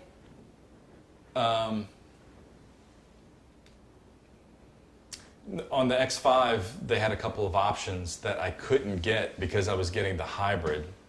And so I mentioned on the Cayenne Turbo where I got the Porsche Dynamic Chassis Control, and on this one I got the dynamic package, or dynamic handling package. On the X5, it wasn't available because the battery takes up some of the spot. So that car had a little bit more body roll, and I was kind of upset that I couldn't get exactly what I wanted. And they were trying to do it to me on this car too, because my wife said, "Hey, we need this car in case we sell our house quickly. We need this car by a certain date." And they're like, "Well, if you ordered the dynamic package, it could delay it." And I was like, "I have to have that. I didn't get it on the last car." And so after going back and forth, them trying to do all kinds of things, they finally found a car that was already, it was the owner's, not the owner, but the manager's wife's car. Okay. So it was already ready to go into production. It was just waiting. Everything was already there for it, and she had it fully optioned. So they're like, you take this car, and we can take things off of this, and we know that it's going to make your deadline. So they did that for me. So what you're telling me in all this is that you customize your car, and nothing that, not only is it can't be a straight trim choice, but it can't be a dealer stock, whatever it came Right. in. Okay. Right, because there's umpteen variations, and the dealer's almost never going to get it right how I want it. And you also don't want something that's just fully optioned because you might not want something. Yeah, and if they discount it to where those packages I don't want are excluded, then I might consider it. But no, I'm not going to pay for something that I don't really want. Okay. And then thinking about if you think about the image that your vehicle portrays, you said to you it sort of represents this like sporty luxury car. What kind of message do you think it sends to somebody else? You know, I went to the local B&B liquor to get a 6-pack, and the guy is, I think, either from India or Pakistan, and he just graduated. He just graduated college, and so I guess he would be a millennial, right? And so he has a very different outlook about things than I do. Okay. And he was looking at his security camera, and he could see my car outside. And he's like, "What is that? Is that a Subaru?" And I said, "No." He said, "I thought it was an X5, but it's too big. That's why I said Subaru." And I said, "No, it's a BMW X7." And he said, "Oh." And I could see that he was kind of turned off. And I said, "You got something against BMW?" I mean, he's like, "Yeah, you know, it's just too expensive. You know, you could buy other cars that are least expensive." And so in his mind, there's no perceived value. Yeah. But I was just like, "Look, guy, BMW is where it's at." You know, I didn't want to get into a whole thing with him because I go there once a week anyway, so I'm going to see him later. So Do you normally converse with him? Yeah, we talk, yeah. So it's not odd that you would challenge the reaction he had to the BMW? No, I mean, no. Okay. And so I just was trying to, what I really wanted to tell him is, you know. Do you want to come and drive it? No, I wouldn't let him drive it. There's a Honda that's probably half the price of this. And a Honda's a great car. I grew up with Hondas. But the BMW has so many things in it that are of value to me that I can easily see. I think it's a great value, even though it's so expensive. Because when you compare it against a Porsche, when you compare it against even a Rolls Royce, which BMW makes, that Coulon, I believe is how you pronounce it, my car is a baby Rolls Royce. And so when you look at the price difference between that car and my car's a great value. So do people talk to you or mention anything about your car? Like, do people notice it and comment? You gave me one example. No, yeah, the security guard, there's one security guard that everyone really likes because he's more outgoing. And he makes a big fuss. He really liked the Audi R8. But when he saw this car, because this is more of a car that he would drive, he's a big guy. And I think that type of car would fit him well, and he thinks it would fit him well. So he was so excited, you know, because he hadn't seen one yet, and that's the car that if he had a lot of money, he feels like he would get. And so, he does stuff like... when you drive up with the car? Yeah. And that makes you feel what when he does that stuff? Well, I'm happy to bring him joy is kind of how I look at it. Like, he gets a lot of enjoyment out of seeing it, and I like seeing him get the enjoyment. Yeah. Okay. Let me scan here, because let's see.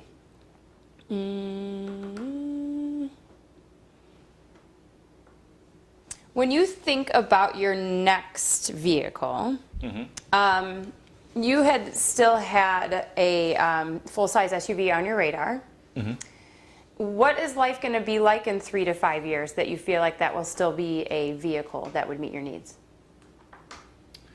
So I think that the vehicle will definitely meet my needs in 3 years. Maybe 5 might be pushing it, because I think that in 3 years, all of the amazing battery technology and charging technology will have come of age.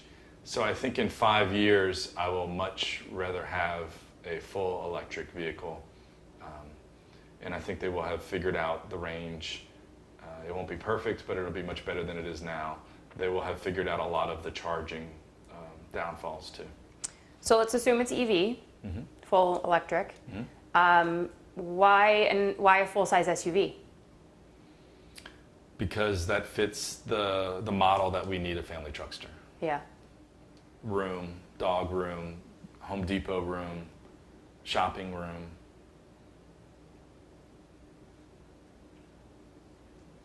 It's a big car for a family truckster.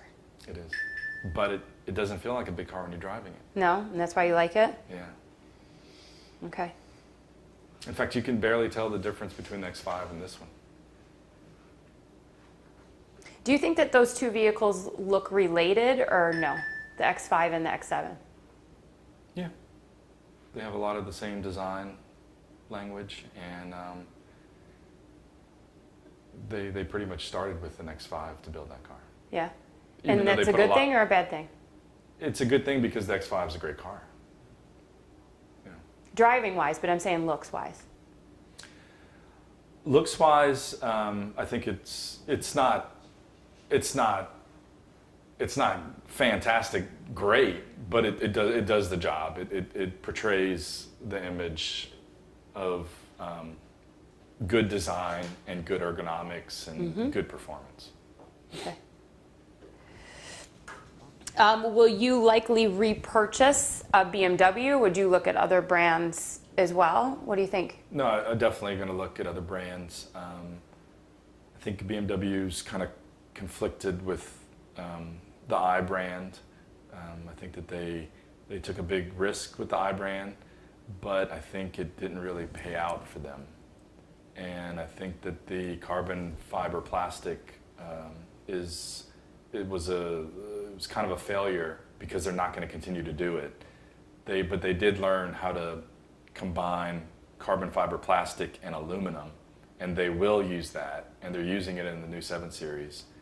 So I think they kind of see it as a win, but I just can't imagine the amount of research dollars that went into the I brand, and we might not even see another I car. I mean, we definitely will see the I next, we definitely will see the I4, but they're not going to be like the first i3 and the i8.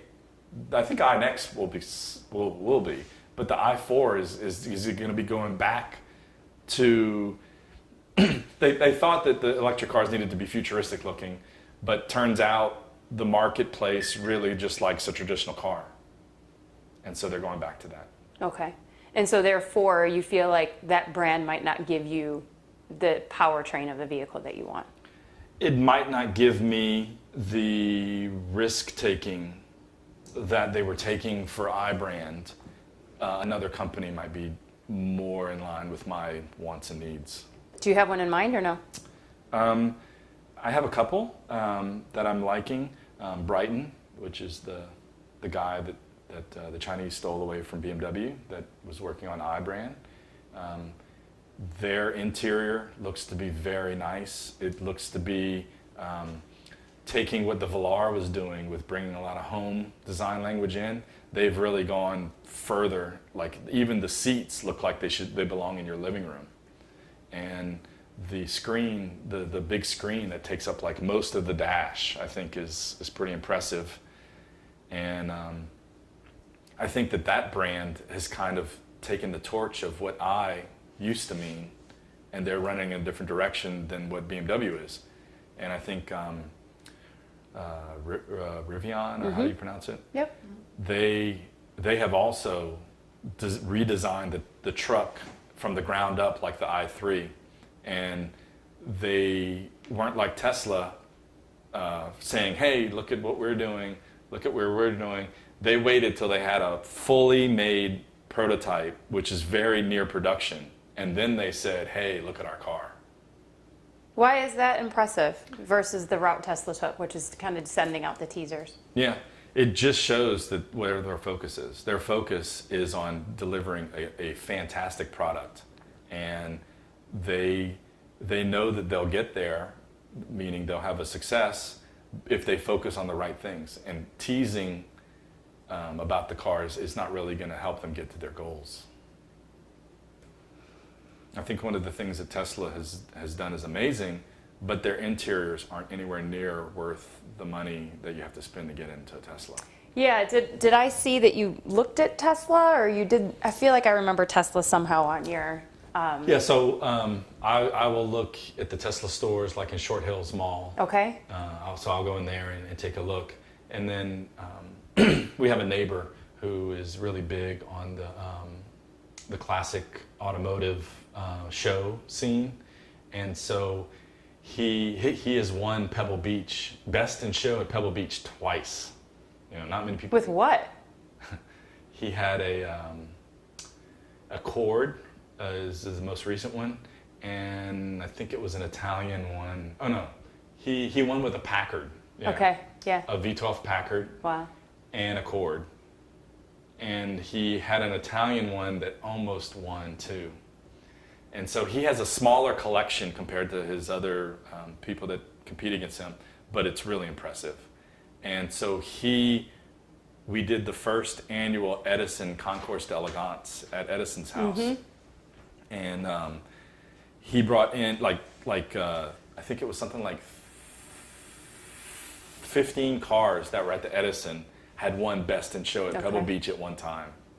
And so it'll never happen again because he called in so many favors for his friends to come here. Yeah. The reason why it won't happen again is because they like to have it in places that are destinations, like Orlando, where you have a Disney World or something else. All these types of people have been to the city countless times. Yeah. That's not a destination. Right. They're like, we go there for work enough. Yeah. Okay. So it'll never happen again. But. And then did he introduce you to Tesla? Like, how did you see the interior? I was trying to get Tesla interested because of the history of Ford and Edison. Mm-hmm. They were going to work on an electric car together. And the prototype and one of the first charging stations for a home is inside his garage. Mm. So I was trying to get them associated with it. And I thought I had them in the beginning. I left a message on one of the PR thing, and they called me back right away. Cool. And they were like, yeah, we're going to talk about this internally. And I never heard back from them again. Okay. But what do you think makes their interior so poor? The dash, they aren't as sophisticated as a BMW, as a legacy auto manufacturer. Those guys have honed, even though I call them stale, they have honed it so good, and they have all the suppliers, and they can get great interiors. Whereas Tesla didn't have all those connections, so they tried to do it themselves. And what they ended up doing is putting a big touchpad in there and some decent seats that looked cool and called it a day. Mm. And they're going after a minimalistic look, which I can appreciate because I like that too. But when you look at their interiors, and I don't know how they're doing it because a lot of 7 Series people and S-Class people are going to the Tesla, and they're liking it. They're buying more Teslas than they are those cars. Mm-hmm. I don't know how they're making that transition because that interior is very Spartan. It's not. I wouldn't call it a luxury interior. No. Okay. Who does? Yes, it has a big screen, but who cares about that now? What matters to you? Like, if you think about all the different components of a car, right? Mm-hmm. What do you tend to? I'm going to take dynamics out of it because I clearly know that's mm-hmm. a big motivator for mm-hmm. you. So, aside from dynamics, and if you think about all the different criteria that goes into a big purchase decision like that, mm-hmm. what is it that tends to make or break your purchase? So another car that gets outrageously expensive when you option it up is Mini. And the Mini Coopers, you're really going for a look with those cars. And, the base seats are pleather and they look horrible. So then you start looking at the other seats, and the one upgrade up, just adds leather to it, so it's still kind of horrible. And then you can make another jump that has different color piping around it and all that. So yeah, we almost built it was like $35,000 Mini. And when you go to trade those things in, they look at the book, whatever options you have goes out the window. Yeah, exactly. And they say the base price is $20,000. So they start subtracting from the $20,000. And we got a $35,000 Mini. So yeah, but what I look for is, you know, I want the car to look good. I want the car to have colors, and I want the car to, you know, look a little different than the standard build. And so, you know, after my sportiness is handled, I'm looking at, do the seats feel good for long commutes? Do the seats feel good, you know, when it's hot? The one thing I hate about BMW is the air-conditioned seats are horrible. They don't, you barely even, you have to imagine them hitting your body because you can't feel it hitting your body. But Porsche and Mercedes have great air-conditioned seats. So are the seats comfortable? Do they keep you cool? What else? Is everything ergonomic? You know, is the interface to the stereo and the OS, is it ergonomic? Is it quickly to get to where you want to go? And I think that BMW going with the Alexa type interface, you know, it's safe. They've done it correctly, so you can easily speak to it and it works. So they really did a good job on that. You have obviously a specific taste that you like, and you're conscientious of that, you know, both on you and around your home and in your cars. So therefore, I'm going to throw a tough question at you. Okay. You had mentioned that you would like for the interior to be something different, like when you think back to where you were talking about how they needed a refresh, right? What ways do you think a manufacturer could deliver on that in the luxury category? Again, I'm gonna go back to the Velar, and they're doing it to a certain extent already by making things more tactile, like the wood trim, or if you do the aluminum, you know, people want to kind of touch those things. But when you bring more design, like from inside your house, where it's typically, you know, is the pinnacle of your design in your life, then you just feel that much more comfortable in the car, because you feel like these are high-end finishes, and it's not just, you know, a choice of black leather or brown leather. Why does the interior matter so much? What it looks like? Because that's what you're looking at. You know, everyone else is looking at your exterior, but you are feeling and looking at your interior. And so a story that I bring up is my wife really liked the Audi RS5. She really loved how the hatchback on it was. But then I'm like, you're a convertible girl. You're not going to have a hatchback. You won't even have that line. And you should be driving an M3 because it's so much better on the inside. And that's where you are going to be looking at the inside. Other people are going to be looking at the exterior of your car. So what do you care what it really looks like? It's the interior that's really important. And she finally came around and ended up buying an M3 because the interior just felt more at home for her, and the car is a much better performer than a heavy RS5, which is not really compatible to the M3. It's more compatible to the 6 Series. Okay.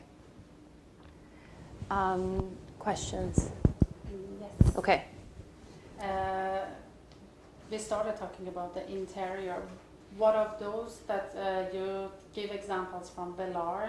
What do you see in your car, which is very appealing to you, that you're so proud, that you feel like happy when you sit in the car? I have a couple of questions. Yeah, that's fine. We can start with. I think the most out there in your face is the crystal knob. When we first saw it, I wasn't so I didn't say, oh, I have to have that. But what really turned it is when you see the knob without the crystal. It's just a black plastic.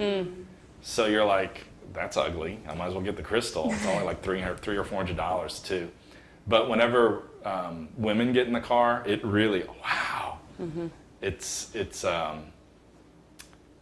guess I think Volvo was the first one to really do it, but I think they were trying to do it to appeal more to the women. But I think men like it too now. And they did a really good job because there's an X7 logo in there, but because of the facets, it's like multiple logos, and it lights up, and it's pretty cool. And then even the other buttons have the Swarovski crystal, which is still nice too. Interesting. And except the dynamic version, which is your favorite, what is the other feature that is that you cannot live without?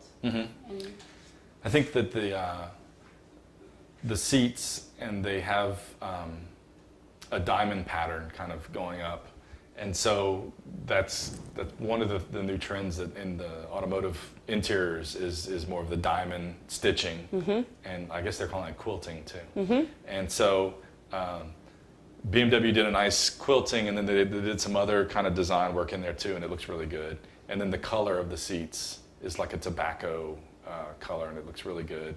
Yeah, we want to go look at your car soon. Yeah. Will you be? Was it included, or did you pay extra for that? Extra. Extra. What you mentioned 4 or 5 options that you added, or what was? What I was saying is that a standard BMW, a base model BMW, is not the ultimate driving machine. It needs a few options before it's the ultimate driving machine. So typically, a leather is probably one of them. And then after that, a sport package is really paramount for me in BMW. We did not go with the sport package on the X5 to keep costs kind of lower. But as soon as we were starting looking at the X7, I was like, no, it has to have the sport package. I'm starting to like more of the luxury packages that BMW is doing, but I really like the functionality of the sport package. So, yeah. Anything else? No, I was thinking about we go to the car. Yeah. Maybe we can ask those about how you get in and out of the car. There, right? Yes, perfect. So we probably wouldn't have a chance to do a tour because we want to see your car, and then we want for you to take us just on a quick drive around, if that's okay. Yeah. But is there something in the house that you can show us that helps us with just a little bit, like, this is my style, this is something that is like, you mentioned a lot of things like classic but disruptive, and reflects your unique taste and original thinking, things that just help us with that. Does that make sense? Yeah. Maybe the photography equipment brand or something like that. I don't know if that's too much of an ask, but. Yeah, so you're more with, you want or you want me and my wife's? More you. Okay. So then I will show you my office, and you can kind of see I have a Herman Miller chair that I'm really proud of, and I can sit on it for 8 hours, and I feel fine. And I have a lot of monitors going on in there. To show us your And then if you just look at my wife's office, you'll kind of see how we're opposites. That's cool. You look at her office, she's got the really nice wooden desk that's kind of similar to this. And you go into mine, I have a IKEA desk, and yeah. Perfect. We would love to see that. And then we'll go out to the car after that. Okay. And then do you mind if I snap pictures along as you show us things? Okay. Go ahead.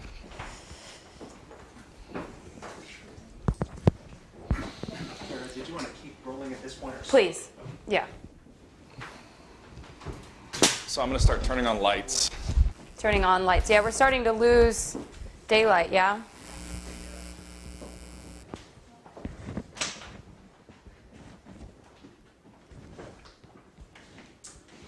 I wonder what artwork, too, he said that he wants to make sure he travels with personally. Oh, these are really nice.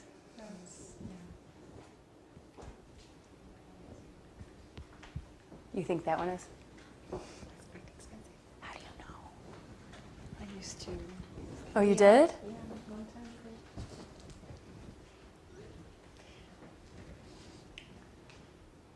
ago. All these are expensive. You think?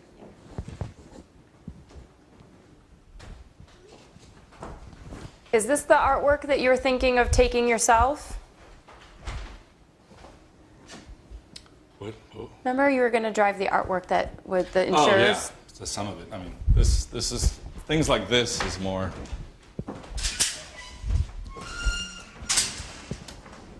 So we have a big one in here. You do?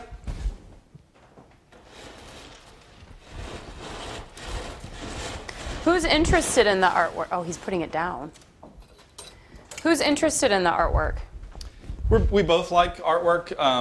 Her dad is an artist, so we have a lot of his stuff in here.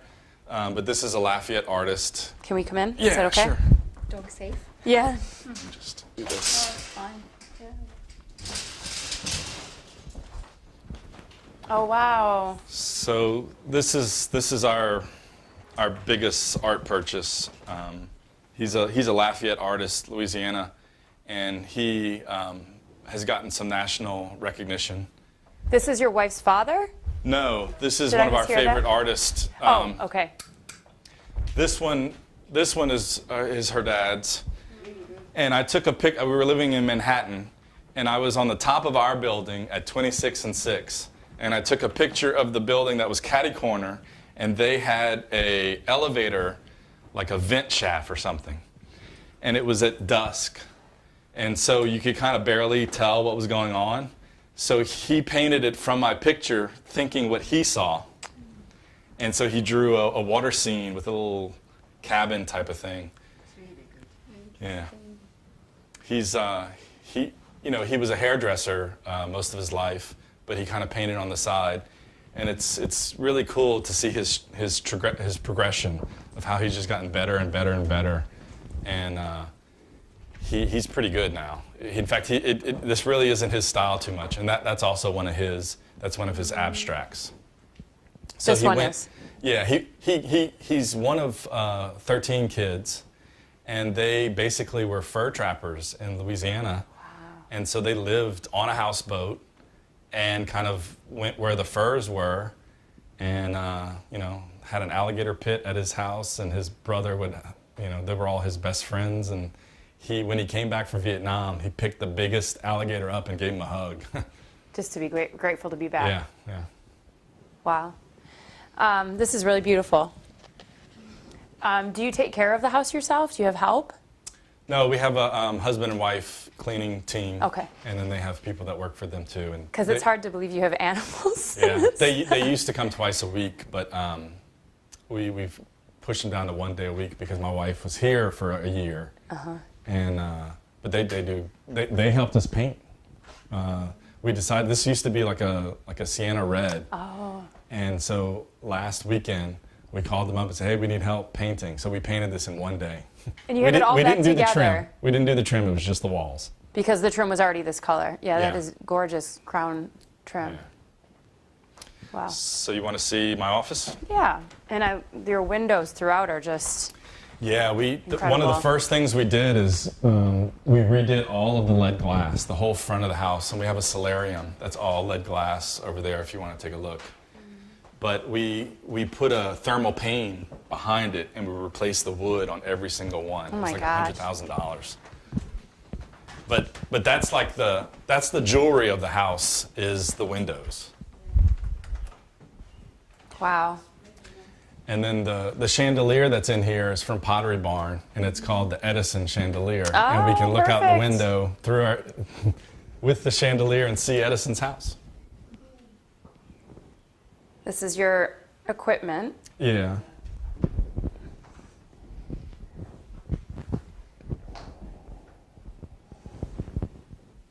Sorry, I'm just getting a few things so I can remember as I go through my notes.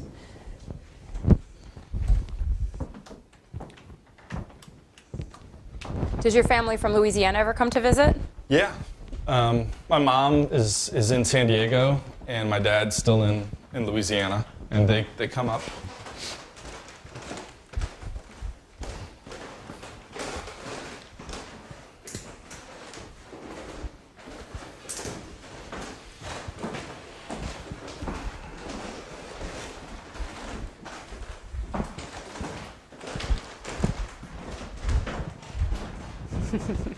Okay, where are we following you? Yeah. Okay. Oh, so you have this cool like side through the bedroom office. Yeah. Very cool. I forgot to show you my wife's office, but you know, here's my office. There's the chair. This is the Herman Miller chair that I love. It's the Aeron chair. I am familiar. And, you know, I've got my setup to where I can work on my computer, I can watch TV, and then I even have another computer if I want to really go crazy. Why so many monitors? Well, like I said, this one's for my work. That one I can watch TV on, or I can throw a monitor up on that one too. And then that's my old personal computer that I don't want to get rid of yet because it's got a lot of photography stuff on it. That is a huge monitor. Yeah. And then what's this? This is one of this is my my little niece. And I've taken the picture. We did a Studio 45. So me and my wife are 3 days apart on our birthdays. Okay. And so, Is that your wife? yeah. And so we did instead of a Studio 54, we did a Studio 45. Oh. And so it was a themed birthday party. We did a tent and we opened up the garage and the tent was like right there. DJ and all that stuff. How fun. Yeah. Because you guys had turned 45. Yeah. And so she was my little niece was here and she dressed up like that. And I took the picture and then I did my thing to it. Drinking out of her solo cup. Mm-hmm. And then why this desk? You know, like I said, you know, certain times I'm more about functionality than looks. And I just wanted something that was kind of simple, yet, you know, gave me a whole bunch of storage. You know, there's tons of storage in here. And I just thought that it was, you know, not too expensive and something that would fit me well. Okay. Because, yeah, throughout the house there's like a big cultivated, everything's put together, Yeah. you know, and then I just didn't expect an IKEA desk. Yeah.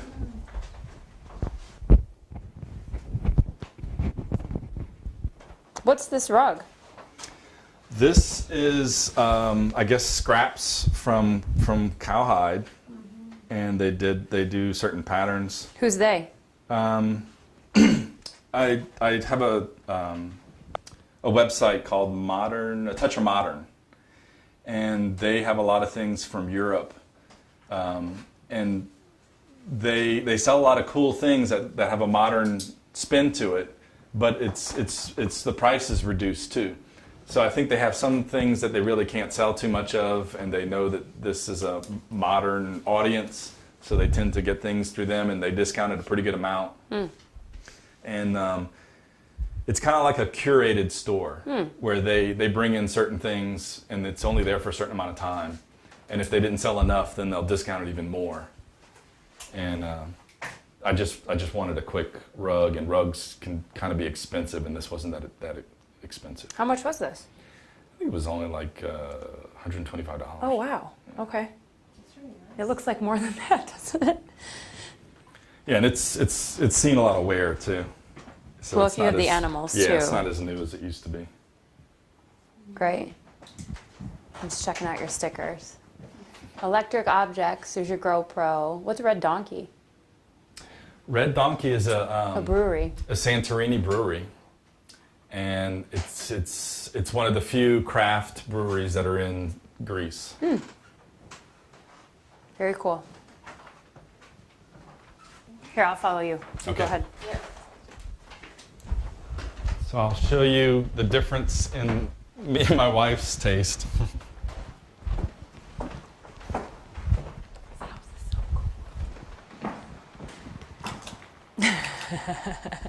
Yeah. No way! Yeah, we go to Cabo a lot, and Cabo is like the Sea Cortez is like in the aquarium. You know, there's so many different varieties of fish in there. So, how are your offices so neat and clean? Well, I guess you're showing your house a lot, so you're trying we to have to keep it everything neat okay. and clean. But it's usually this clean though. Oh, wow. But this is That's- not your style for your office? No, to me, it's just too formal. You know, in the houses that we're looking at in New Orleans, most of the houses have an office that's on the first floor. So she would probably take that room because it needs to be formal. But I'll probably be on the second story in a less formal setting. Very cool. And then that's one of my photographs. That was one of the lead glass French doors that we had. And I was on a kick where I would kind of move the camera and see what kind of cool things come out. So that's one of the my Very favorite cool. ones And from then you that. guys matted it and framed. Yeah, What a view, too. yeah. So cool.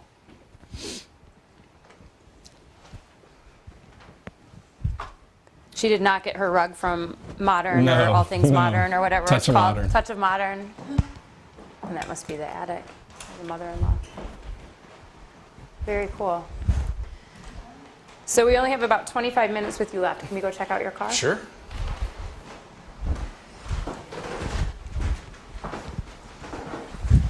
Are you gonna miss this house? Yeah.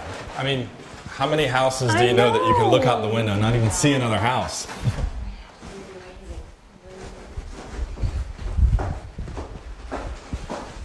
You know, this is an acre and a half.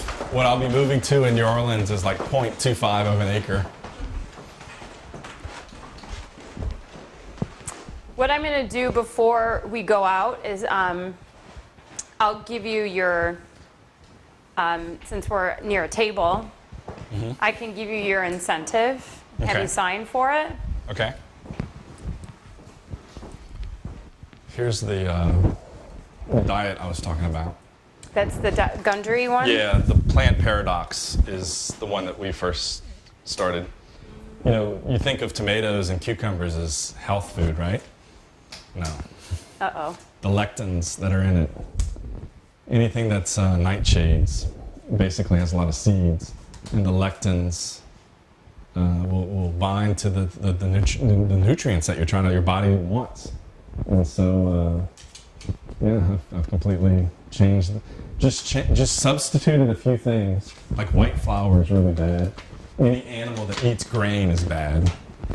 You always want like grass-fed beef is really what you want, or even the pork. You want them to be. Where do I sign? So you'll print, sign, initial, and you are number, let's see, 243-300. So you're right at the top.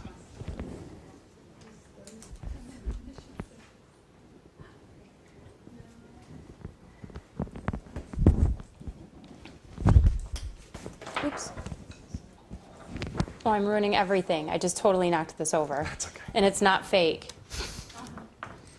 Initial? Is that meat initial? Yes, you initial. And then this is a confidentiality. We actually didn't reveal anything juicy in this research, but regardless, it's just procedure that we're going to keep things confidential. There's other research we do that becomes much more relevant, but.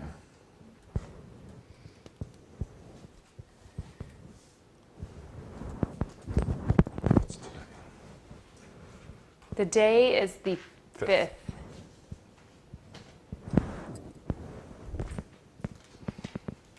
Ah, who got you that block? The realtor that sold us the house. That's so I cool. think she even put her number on here too. But what a good idea. Are Wow, we didn't call her. You didn't? No.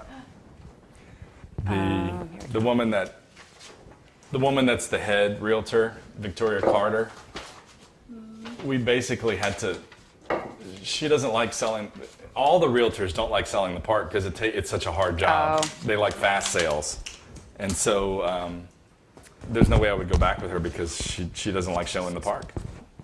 Okay. I found the park. I made them take me here. Oh, okay.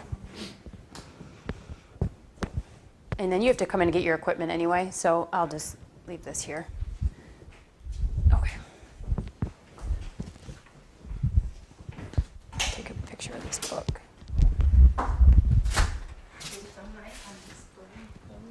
Oh, yeah. Thank you. I'm just getting a picture of the stone backsplash. Do you like it? Yeah, I mean, The last woman that was thinking about buying the house hated it. Really? Yeah. I just feel like there's a lot of See, cool this stuff you is- could do with that color. This is Tulip Road, and our front has tulip on the lead glass, and it has tulips on the ironwork on the handrail, and so this is also tulips. That's why we picked it, and it's a Yeah. California tile. Right, and I just think like think about all the cool colors you could Yeah. do that complement that. It's just cool. Yeah, the woman was tearing it out in her head. No, she was. But you were like, that's fine as long as you buy the house. Yeah. Oh, it looks like it's gonna rain. So what we would love for you to do is just kind of take us through the car, Okay. and from the exterior and interior, we want to hear like what were the things that sort of pushed you toward the car because it just really works for you. Yeah. It plays into what's important to you. And then also, what are the things that you feel like should be improved upon if you think about your next car? What are some of the frustrations, pain points, things that you see as being an opportunity for a manufacturer to make better? Okay. Yeah, so as soon as we get near the car, it kind of unlocks itself. I say that and it doesn't do it. So as soon as you approach,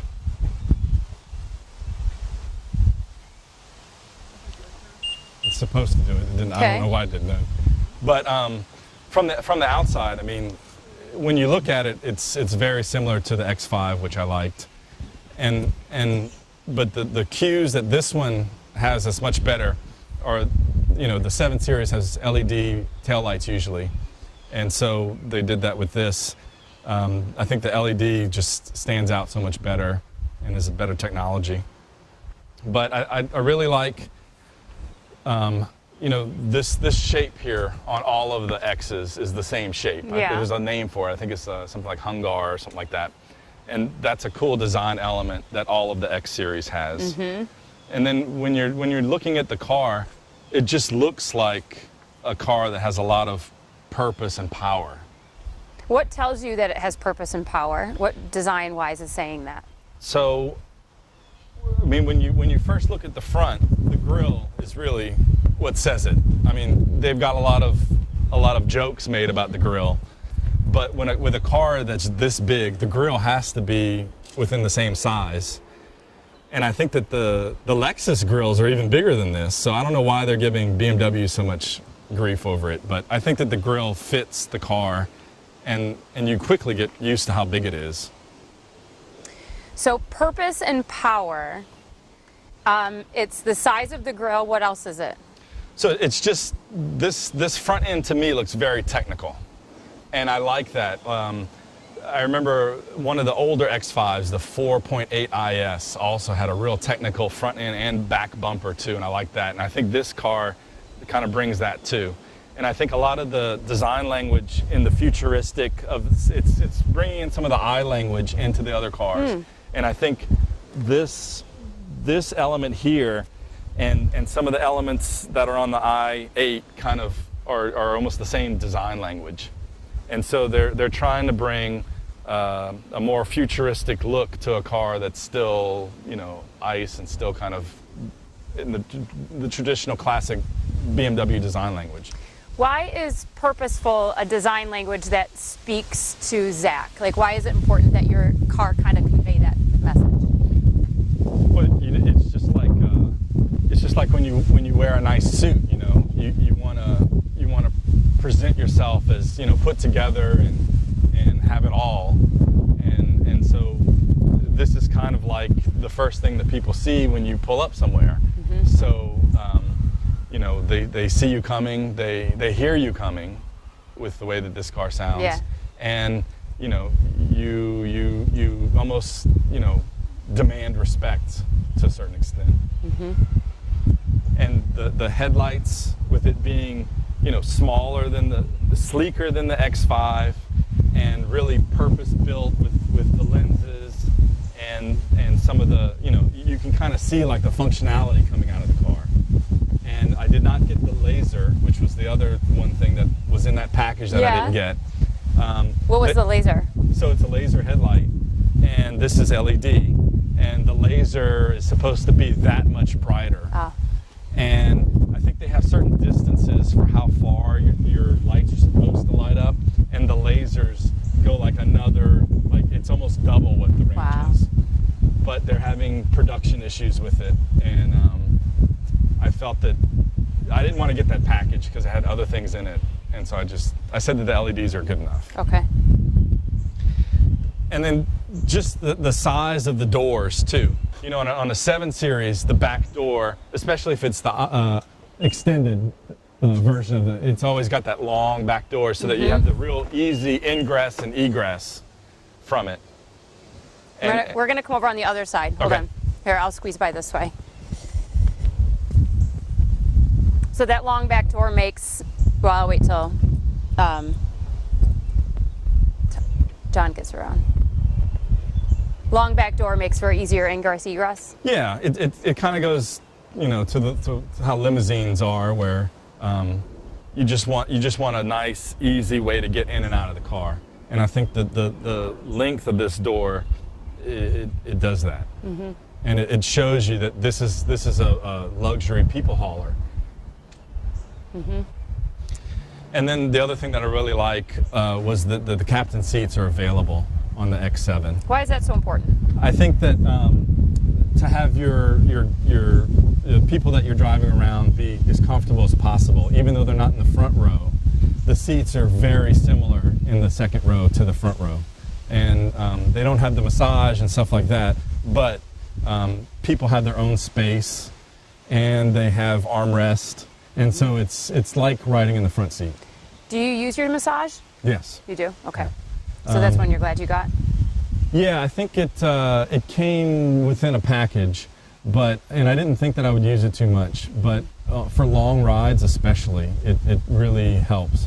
And when I say long rides, Princeton takes me 2 hours in rain to get there, and so I use it just to keep my body moving a little bit and not have it. You know, you really start to feel it on your butt and your back when you sit in a car for 2 hours. Okay. And with these seats being the upgraded seats and the massage, you can drive as long as you need to. What other things really helped sell you, or are things that you realize are either unnecessary or a frustration or anything like that? There's not too much that's unnecessary. The package that I left off, I think, was some of the unnecessary things, but some of the necessary things that are basically coming from a 7 Series and putting it into a sport utility, like the double thickness of the glass. So when you get into the cabin, you don't hear the outside as much. And if you look at the glass at the top, you can see where there's actually 2 pieces of glass in there. And then things like... Was that something you sought out, or is it something that really wouldn't matter at the end of the day? No, it definitely matters at the end of the day, because you want to be separated from your environment when you're in here. And you know, if you're driving somewhere that's really loud, or if there's a lot of construction or something, you don't really want to hear that. So you want to be insulated, you want to be protected, and so that comes with that. And another thing is the sunshade. You know, you can control it from the driver, so I can put these up, put these down from the driver's seat, and even though you have tinted windows, this helps a lot more. Okay. And you know, it's one of those things where you kind of feel more special too. What makes you feel more special with the screens? Just that I guess it's all stemmed from the 7 Series. The 7 Series had all these bells and whistles, and so it's nice to see that it comes to the sport utility that's supposed to be a 7 Series sport utility. Okay. And then if I remember correctly, you don't have people very often in the second row, or Right. how often? No, not that often. It really depends if we have more than 3 people or more than 2 people in the car. And that's because we don't have kids. It doesn't happen too often, but it does happen. Has it happened yet in this car? Yeah, so anytime we have to leave the house so that we do a showing, we have to load up everybody in it. And so we load the dogs up, we load the mother-in-law in here. She comes with her iPad that isn't cell-based, so it's great that this has the Wi-Fi hub in it. Okay. Yeah, and you know, my wife's in the front seat with me, and then we have to leave for like an hour or 2. And Do you interact with your mother-in-law, or is it more ideal that she's kind of separated from the front seat? No, it's good that she's just hanging out back here. She's entertaining herself, and you know, we're just driving aimlessly just so we can kill a couple hours. Right. And then she, you know, she doesn't like to be away from her TV too long, so it's good that she can have her iPad and do some things and Okay. and have her own space too. Okay. Would you, did you entertain at all the idea of like a built-in rear seat entertainment, or is that not something that you would seek out? No, so that was an extra, I don't know, $1,000 or so. And the way that I feel about it is, I don't have that many people in the back seat, and I'm not going to buy it just for the trip down there. She can use the iPad, and with the hub, with the Wi-Fi hub, it's great. You know, we can even stream certain music things on the trip, and I think that the X5 not having that was something that it really needed too. You know, because certain what Fords have it already, Chevrolet has it already. You know, why is BMW late to the show with these For types having a of things? hotspot? Yeah. You know, this is supposed to be the luxury. This is supposed to be the ultimate driving machine. But don't a lot of devices have hotspots? Like, why does the car need to be a hotspot? Yeah, if you use one of your devices, you'll probably be eating into your data, and so this has its own data plan. And we ended up getting the unlimited specifically for the trip because we're gonna You're gonna blow it. We're gonna kill it. Good And plan. so yeah, so we got the unlimited. Okay. Do you want to go for a short ride? Yeah, I just have a couple Sure. of questions. Have you ever folded your second row seats or? So the captain seats don't fold. That's one of Good the question. if you want to utilize this as cargo area, you don't want the captain seats. Okay. The most they can do, Can you show us? yeah. So the most they can do is, And it's not electronic. It is electronic. I don't know why it's not doing it. I wonder if the car. Okay, yeah. See how that seat's going? That seat has to move up, so this one can go as far as it can. And how do you feel about this operation? I think that it's a little slow, but it's much appreciated because you don't have to touch anything. So you just put up with it, it's slow. And the way to get in here is not that bad at all. And even if these seats are down like they are, I can easily, I thought there was a button. Yeah, here's the buttons right here. Okay. so even though these seats are down, I can just hit that button. Are you holding the button or is it one touch? I'm holding it. Okay. I don't know why it's not working. Nothing works when you show it. I think this blanket might be. Oh. Heavy.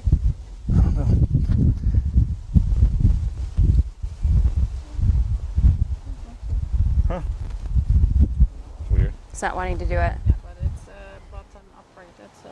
Yeah. Oh, now it goes. There we go.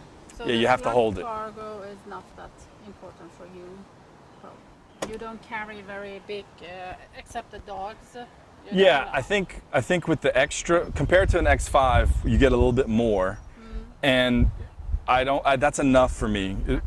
You can put the seats like this, but when you hit the max cargo button on the back, it's not going to put this seat like this. It's going to put it a little bit away from the third row, but it's still going to be sitting Still like going to that. be upright, so it's still considered a seat. It's just giving you a little more cargo room, a few inches. Yeah, it's basically taking away leg room from the second row when you Okay. do that. Yeah, if you really want utility, then you have to get the bench, Yeah. because then that folds down flat. But that So then just you have wasn't a that whole need for thing. you. Yeah, basi- I much prefer the Captain versus the extra utility that would get me. The desire for the captain, though, isn't necessarily driven by the ability to have the pass-through to the third row. It's more so driven about having the comfortable second row So passengers. yeah, that is one thing. When you look at an Escalade, when you look at a GMC and they have the Captains, there's plenty enough room to walk between. And then when you think about this car, so why couldn't they make it so that you could? It seems like there might be enough room. For some reason, they wanted the car, this second row, to sit further in. And so they took the space away from here and didn't leave Oh, any so in there. that's not a very big pass-through right there. Yeah, I think what they were trying to do is give you as much room to the third row. That and so way. they sacrificed the room that was between. Okay. But what some people are doing is they're taking off the armrest and they're just doing away with them. and there's a little hole that you have to put up with. So I think some people are even having custom-made things that plug up the hole. Wow. And then the kids can actually fit in between once you get rid of the armrest. So then it can be a pass-through to the third Yeah. row. I think they calculated what they were doing, but I think they probably miscalculated the importance of the pass-through. So that is one area. There's really two problems that I have with the car. That's one of them, and the roof is, I think I mentioned this in the other one. The sunroof on the X5, you know how typically when you don't have a panoramic, Yeah. it's just that one thing? Yeah. That's what we have now here. Even though this is a panoramic, you can only open the roof past that one point. That's it. The X5 had it to where I can open up the middle part of the panoramic if I wanted to, or I can make the front part go all the way to the back of the car. Oh. But because they wanted this third, the third row has its own sunroof. Oh, now it can't go back there. It can't go back there. And this sunroof does not open at all. I would have thought that at least you pop it up so you get some airflow, but it's just purely for light. Now, would you prefer? I would have preferred at least at minimum pop up. Okay. Yeah. And I think that the fact that this isn't going as far back as the X5, I think is a step back too. Okay. And then, can you also configure your seats from the cargo area? Yeah. So the one thing that I don't know why it doesn't work, but it's supposed to have the Oh, it kick is? thing, and I got a tow hitch, so maybe that's why it's not. I don't know. And I really like the split tailgate that BMW does because you can always use it to like sit on or put stuff on, whereas other cars just have the one, Right. and it's not as functional as what this is. So I really like what they did here, where they did a set of buttons here, and so you can kind of, in one button, you can kind of customize how your utility is. So if you have, like today, we have a lot of people here, we want max people space. So you hit max, that we want to carry people. So it's going to move everything to where we have full, the largest, Occupant. Yep. and it's not doing it again. Want me to try it from up here? Well, I think I confused it by moving that seat like that. Yeah, just push the seat back and it, yeah, no, let it do it automatically. Oh, now it's going to do it. It does kind of move slow, you're right. Yeah, it is slow. So you like the ability to configure from back here and up here? Yeah. Okay. So I can move these seats from my driver's seat. They have two buttons, so you can move these. So let's say you wanted to put one person back here, you could prop the other one down from up there. So you can actually control this from 3 spots, Yeah. and it's all push button. Yeah. And you know, especially the Cayenne, you had to do like if you didn't do it for a while, you'd forget. Like if the car was newer, you'd forget how the seats go, and you couldn't even get the thing to do it. You have to pick the bottoms up to pop it up, and then the other thing falls down. And it's manual. And it's all manual. So something like this, where I can just say I want to do max cargo.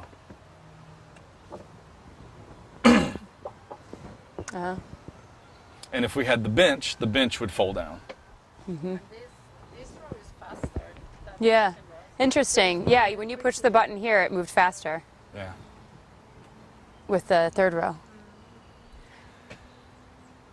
And then I really like that they put a automator on this one, because before it was just when you hit the button, it was only this. You always had to, on the X5, you always had to close this manually. So here it is. But now you can hit this one. Well, I think it.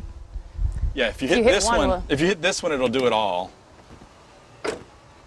But if we would have hit the other one, then it would have only did part of it, I think. Let me try that again.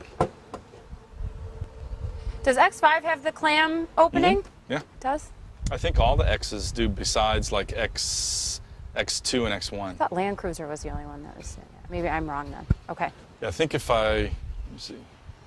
And then the other thing I really like is you can control the height of the car from back here. So if you want to load dogs in or whatever, and you have a senior citizen dog, you can get it to go to its lower spot. How often do you use that? I mean, I know you don't have this car, the car this long, but I use it a lot. The mother-in-law also had hips replacement. So when she comes to get into the car, I'll lower it as low as it can go so that she can have a better job getting in. And what's the movement? Do you know? The range? Yeah, sorry. So I think it's I think it's something like 2 inches. So you have the middle space. So I think you can go 2 inches lower and 2 inches higher. Okay. And so yeah, so if you hit just, well, let me open it up all the way. So I think if you hit this button, no, it does it both. Okay. Yeah, both of them do that. Very nice. So do you want to pile in now, or? Want to go for a ride? Okay. When you open the door, there's a light out here. Was the welcome light on? So it's a welcome light. Yeah, that's pretty cool too. Show me your welcome light. So I think if you, Oh. so if it's kind of dark, it'll kind of light your walking path to the car. And then I also noticed something on the, if you open the car door, there's actually a logo within the, there it is, the plate Yeah. right there. Yeah. Because a lot of times manufacturers will put their brand in the welcome lighting. Because this is the sport package, it has the M. If it was the luxury, it would just have BMW, I think. Oh, right here. Right there, yeah. Okay. Where do you want to sit from inside the car?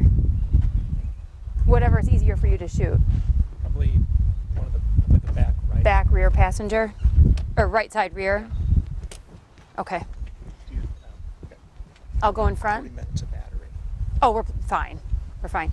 Can Rana or Jessica, is it okay for one of you to get in third row? Yes, yes. Okay. I don't know why that one's not working. So weird. Let me hit it from the back, see if it'll work that way.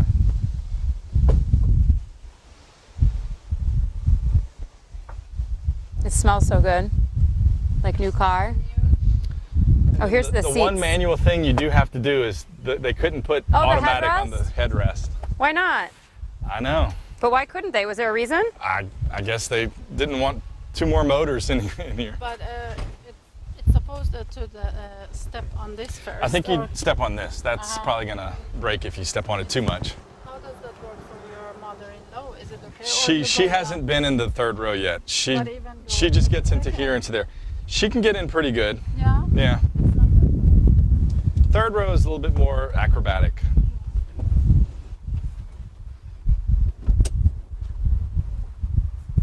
And so it's also supposed to watch your knees, and it's not supposed to hit you in the knee.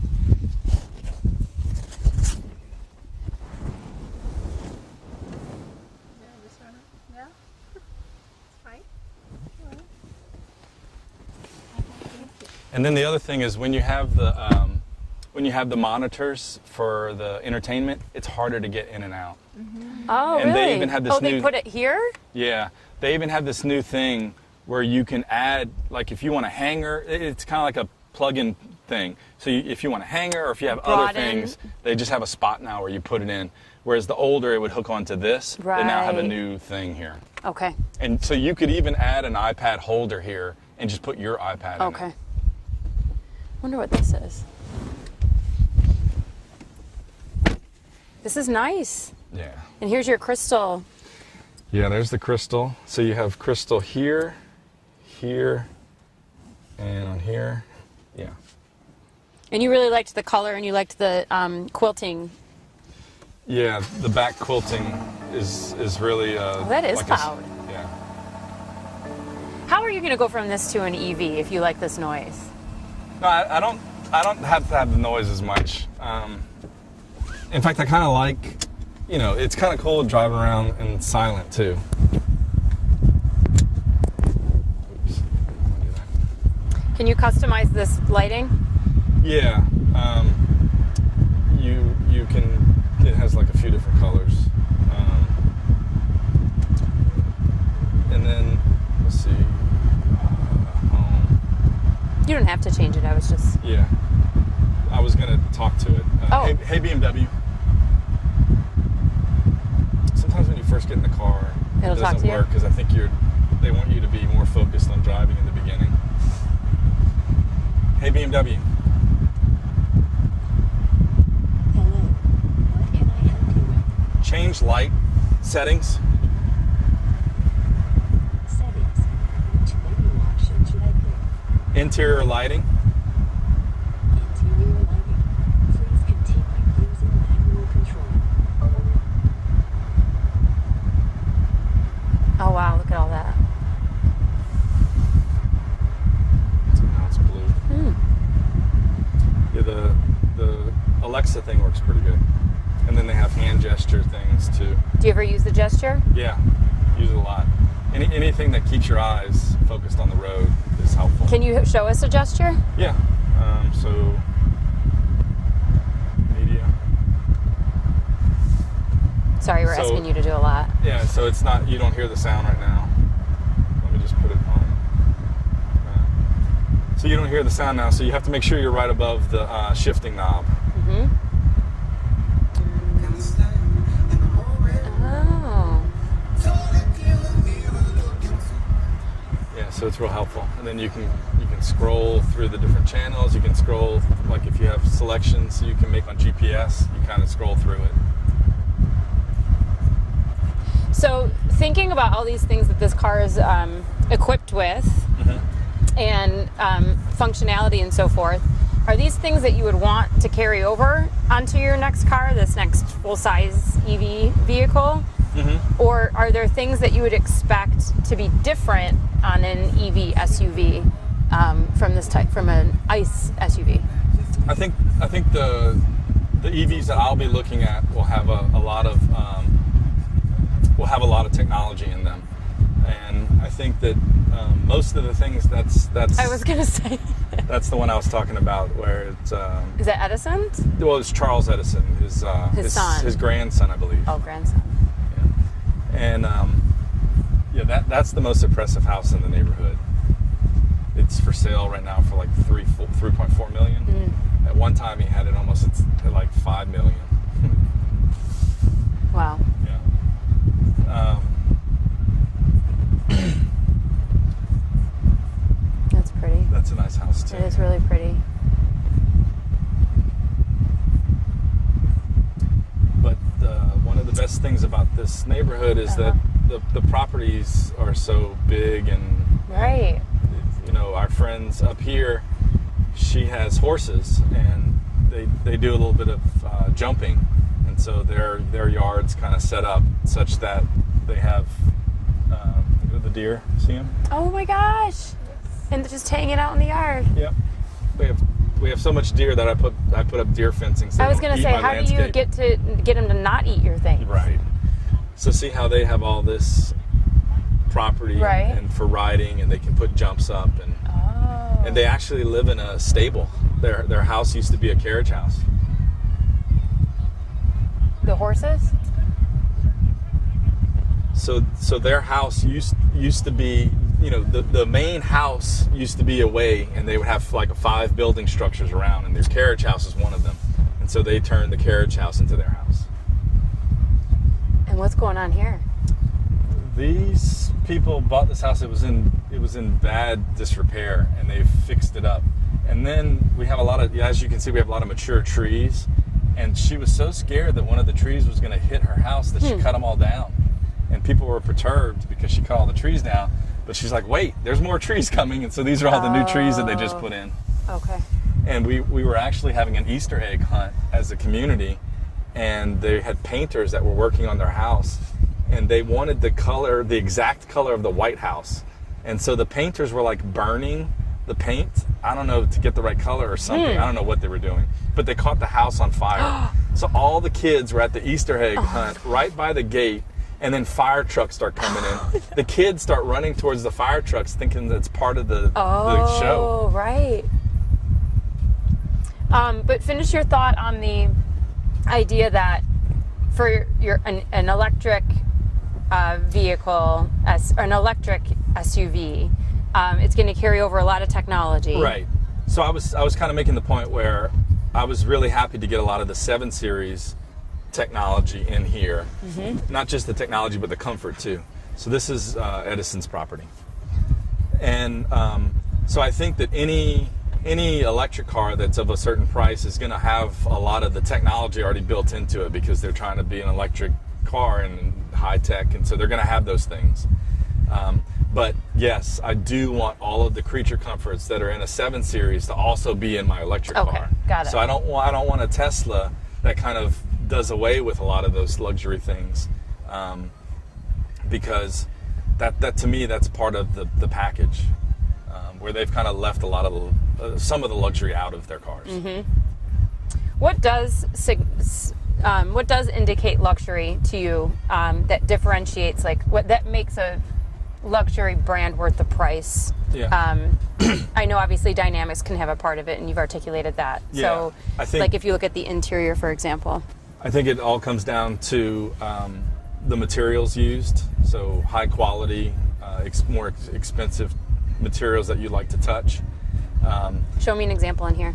So in here, I really like the matte on the wood. It's kind of hard to tell, but Yeah. it's not that gloss. On my X5, I had the gloss, and so I was ready for something a little bit more matte. And especially when you have some of these aluminum trims, you know, you kind of look at it and you're like, oh, I wonder what that feels like, and you just kind of want to touch a lot of the things. And this is kind of like a brushed aluminum, right? Yeah. Not a shiny. Yeah. And then the full leather dash, you know, this is all leather. You have to pay extra. Oh, you did pay extra for that? Yeah. And then comfort is kind of like the next thing, you know. The seats need to be really ergonomic, need to be plush, need to be good for long distances.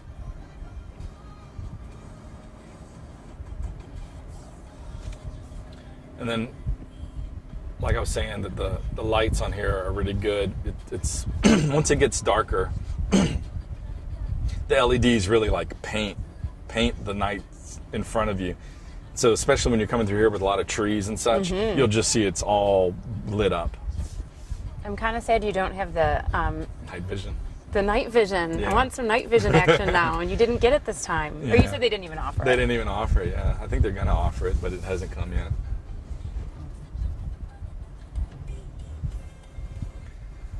So this is There's another. There's one. This is one of the biggest houses in the park. He's on like 7 acres. And And those are the same house. That's the garage. yeah, what he ended up doing is he rebuilt his garage. And so when he went to get the permits, he said, hey, I'm going to add a health club onto my parking. So that's a full health club. Oh my god. And with the house, he already had, from like the 50s or 60s, he already had an indoor tennis court back there. No way. So that's like a kind of like a warehouse looking indoor tennis court. So now, I can see it, So yeah. now he has that, and he has the health club, and he has a few places to park his car. Yeah, I'd say. So do you still interact with all these people Yeah, and have parties and things like that? yeah. We're pretty close as a group. You have some people who just want more privacy, and they kind of aren't, so they closed it already. But that's our social circle, and so everyone owns the common areas of the whole park. So even though my property is only 1.5 acres, I own part of that. Oh, interesting.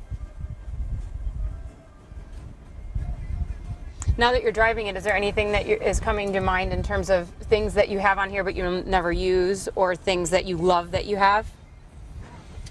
No, like whenever I said I've learned my lesson with the Mini and with the X5 is you really need to talk about how you're going to use some of the options. So I think that I did a really good job on all the options that I paid for. I'm going to use. Like I said, the LED Sky Lounge, you know, that's kind of a gimmicky thing. You know, trying to be like a Rolls Royce. And then the upgraded sound system. Oops. You said you didn't get it, right? I did not get it.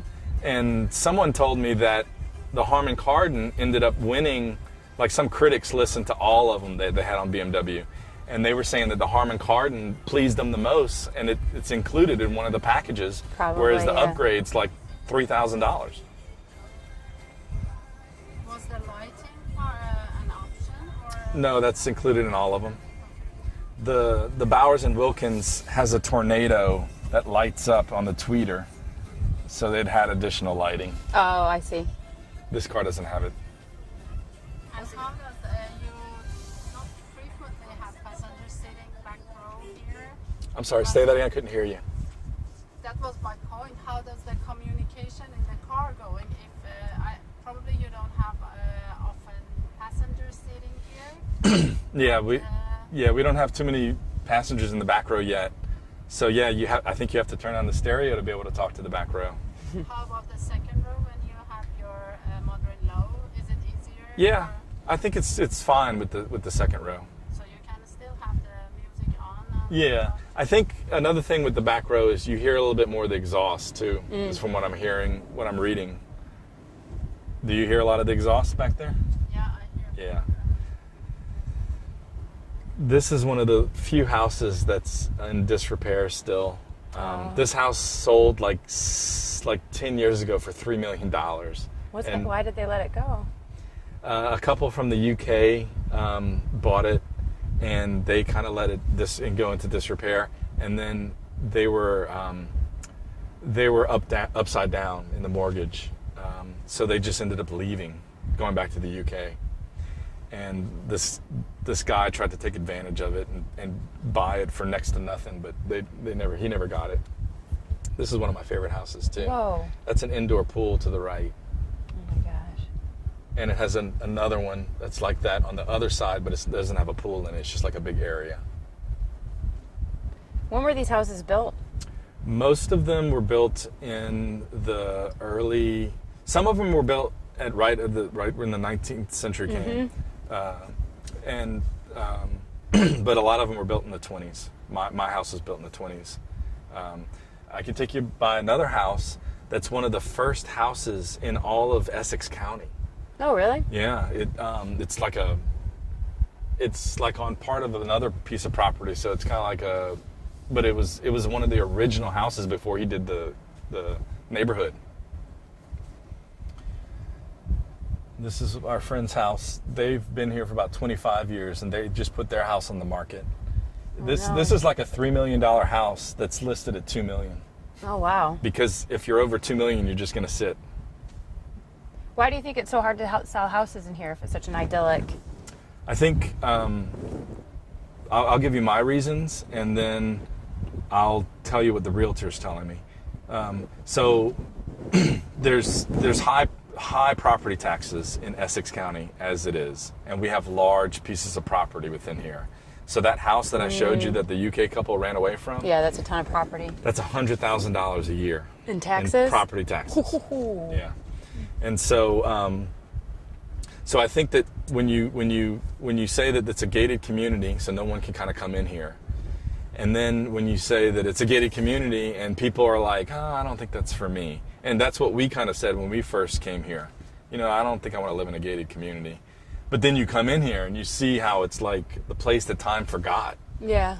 And the beauty and the mature woods and the walking and all that stuff, I just was like, I can't not live here, And so you kind of fall in love with the place, and you end up wanting to fund that. This is one of the first houses in Essex County. This house has been here since probably 1850, I think. Wow. And it's just a little house, but it's got some serious history. That's really cool.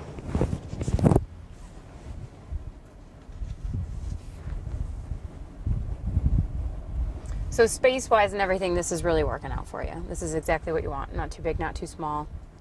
Yeah, I think we wanted something a little bit bigger than an X5, but we didn't want to be as big as an Escalade XL. Is it more important for you to have passenger room or cargo room?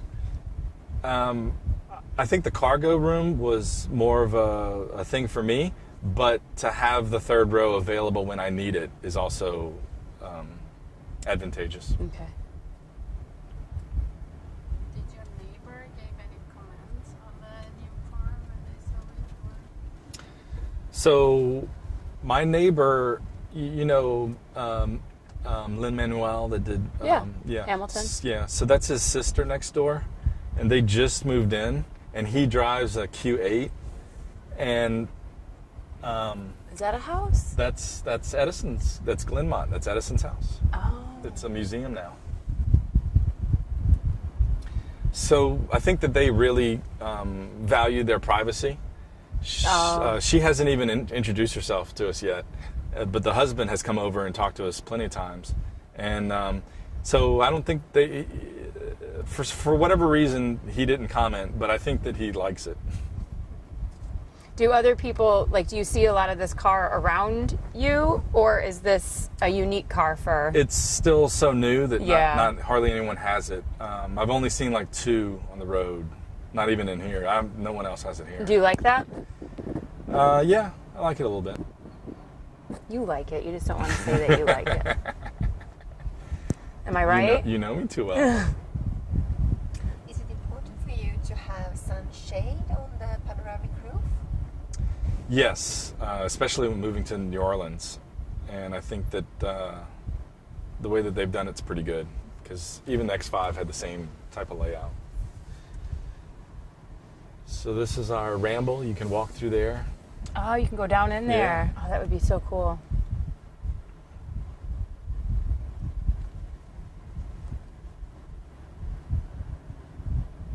What is the most asked question by your mother-in-law sitting back here on the second row?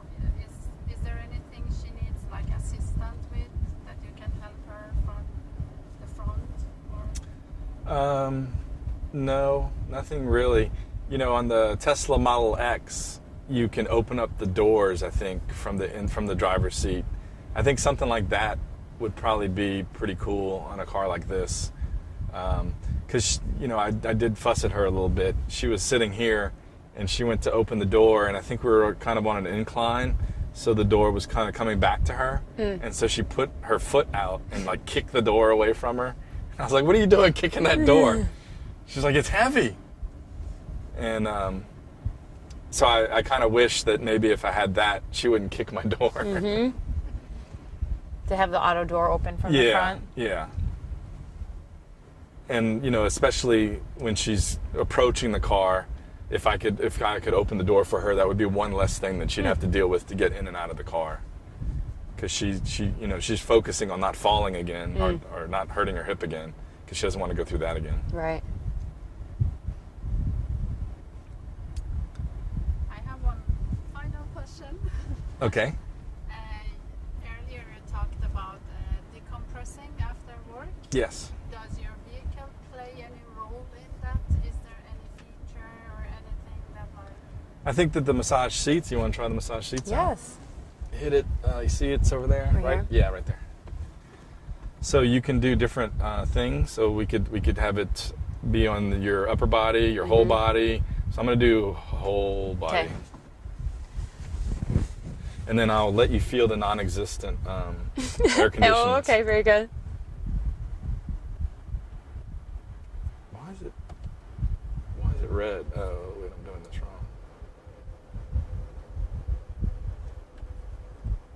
Oh, I know what I'm doing. You gotta, with now, since you have so many menus, so you have to come up here and you have to turn it off for the heat, and then you gotta come down. There you go. So there you go. We'll You see if wanna it kicks in see- before home. You wanna see Whoopi's house? Whoopi Goldberg's house Yeah. is in here? Yeah. So I didn't tell you about the celebrities. So Whoopi is right here. Not this house, but not this house, but the next one. Okay. And Cool from Cool and the Gang lives in here. Robin Quivers from the Howard Stern Show lives in here. And we used to have a hockey player. Do you remember who? I can't remember right now. We have, I'm forgetting his name, and he played for LSU. Eric Reed, who was friends with Colin Kaepernick when they were at San Francisco. Okay. And they both took a knee and basically went to court over it later. Wow. He lives here. He basically got blackballed from the NFL. And so he said, where's a place where I can move where I'm still close to a lot of different teams? And he picked here. And then he got picked up, I think, in the Carolinas, I believe. Okay. And then Kyrie Irving, who was mixed up in the flat Earth thing. Have you heard about flat Earth? Well, flat Earth people who believe it's flat, but what do you mean? Yeah, he was on the front end of one of the celebrities that said, I believe in flat Earth. Okay. He just recently bought a house. He should have bought our house, but he told the realtor, I just want to look at ranches. So there was only like one ranch. It's so ugly, and he paid $1 million for it. Oh, jeez. So is there any other? No, I think we're good. We're good? Do you have any other questions? No. Yeah, I think we're Oh, good. another thing that I really like, and I'm thinking about how I can show it to you. I'll show it to you back at the house. It'll be best. So one of the things that I really like is that because this is a bigger car, I mean, this whole thing where you can do the 3D rotation of the car is cool. But what's even better is if we go forward into this place and it's difficult to back out of, the car remembers the last something like 50 feet that you've done. And all you have to do is put it into the setting and hit the accelerator, and it'll go back out? It'll back out the exact way that you went in. Wow. So I'll show you that. So let's say, we're coming to this house, we haven't been here before, and it's going to be difficult for us to back out of here once we pull in. So I'll just kind of line it up a little bit to make it harder. Okay, then we would park and we'd get out, and then whenever it's time to leave, we're like, if I'm not a good backer upper, I'd be like, well, I'm kind of scared of backing up, I could hit something. So you put it in reverse. You have the backup assistant here. Put it in backup assistant. So the car takes over, and you just hit the accelerator. And it remembers your path. Yeah. Wow. But are you pressing the pedal? Yes. So I can stop it, and then I can hit the gas and go again. The car steers. Yeah. Yeah. And then the other thing that I really love is that the X5 had radar cruise control, which will allow you to slow the car down when it comes up to another car, and then it matches that speed. But this car added the steering to it. So I'll drive to Princeton, and I don't want to be tired by the time I get to work. So it's a lot of stop and go traffic in the mornings. And so it has two different modes it has the radar cruise control with no steering, or it has steering assist. And, if you wanted to see it, we could quickly go. But basically what it does is it looks at the two lines. And so when it decides you're getting too close to this line, it kind of goes this way. So there is a little bit of this going on, especially when street lanes are a little bit wider. But it works so well, and when I get to work, I'm not tired from having to hit the paddles and steer. And I just kind of, hold a finger on here just so that it doesn't keep warning me. Okay. That's cool. I hit my knee up against it, which is a trick. But you can basically, read your phone, do whatever you want. Because it's keeping you in the lane and it's keeping you in the lane. It's keeping you away from the car in front of you. And so you just need to make sure, because every once in a while it will say, hey, take over. Because either the painted lines aren't there or whatever. And so it does ask you to take over sometimes. But it'll start flashing the wheel and all. And then if you don't touch it at all, it'll just pull over and stop. Interesting, okay. Yeah, so if you're trying to just sleep, And it even watches you. Like this thing right here will watch for your eyes. And if your eyes are closed, it'll eventually start telling you, hey. Yeah, try to get your attention And then it'll just back. pull you over and stop it. Interesting. Well, thank you for doing all this. Sure. Thank you so much. Yeah. Sure. I'll pull up a little bit over here. Okay. Oh, we need to go inside to get the stuff anyway, Yeah. so might as well go over here. Yeah, because I think that door's locked, you said. Yeah. The dogs are probably done getting cocooned up anyway. So I'm going to drop the car Oh, the so that y'all suspension? can get, so that it'll be a little bit easier to get out of.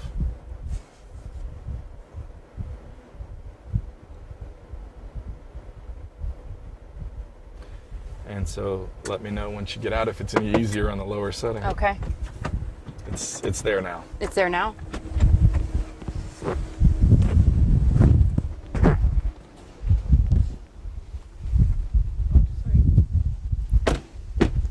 Just push it a little bit like that.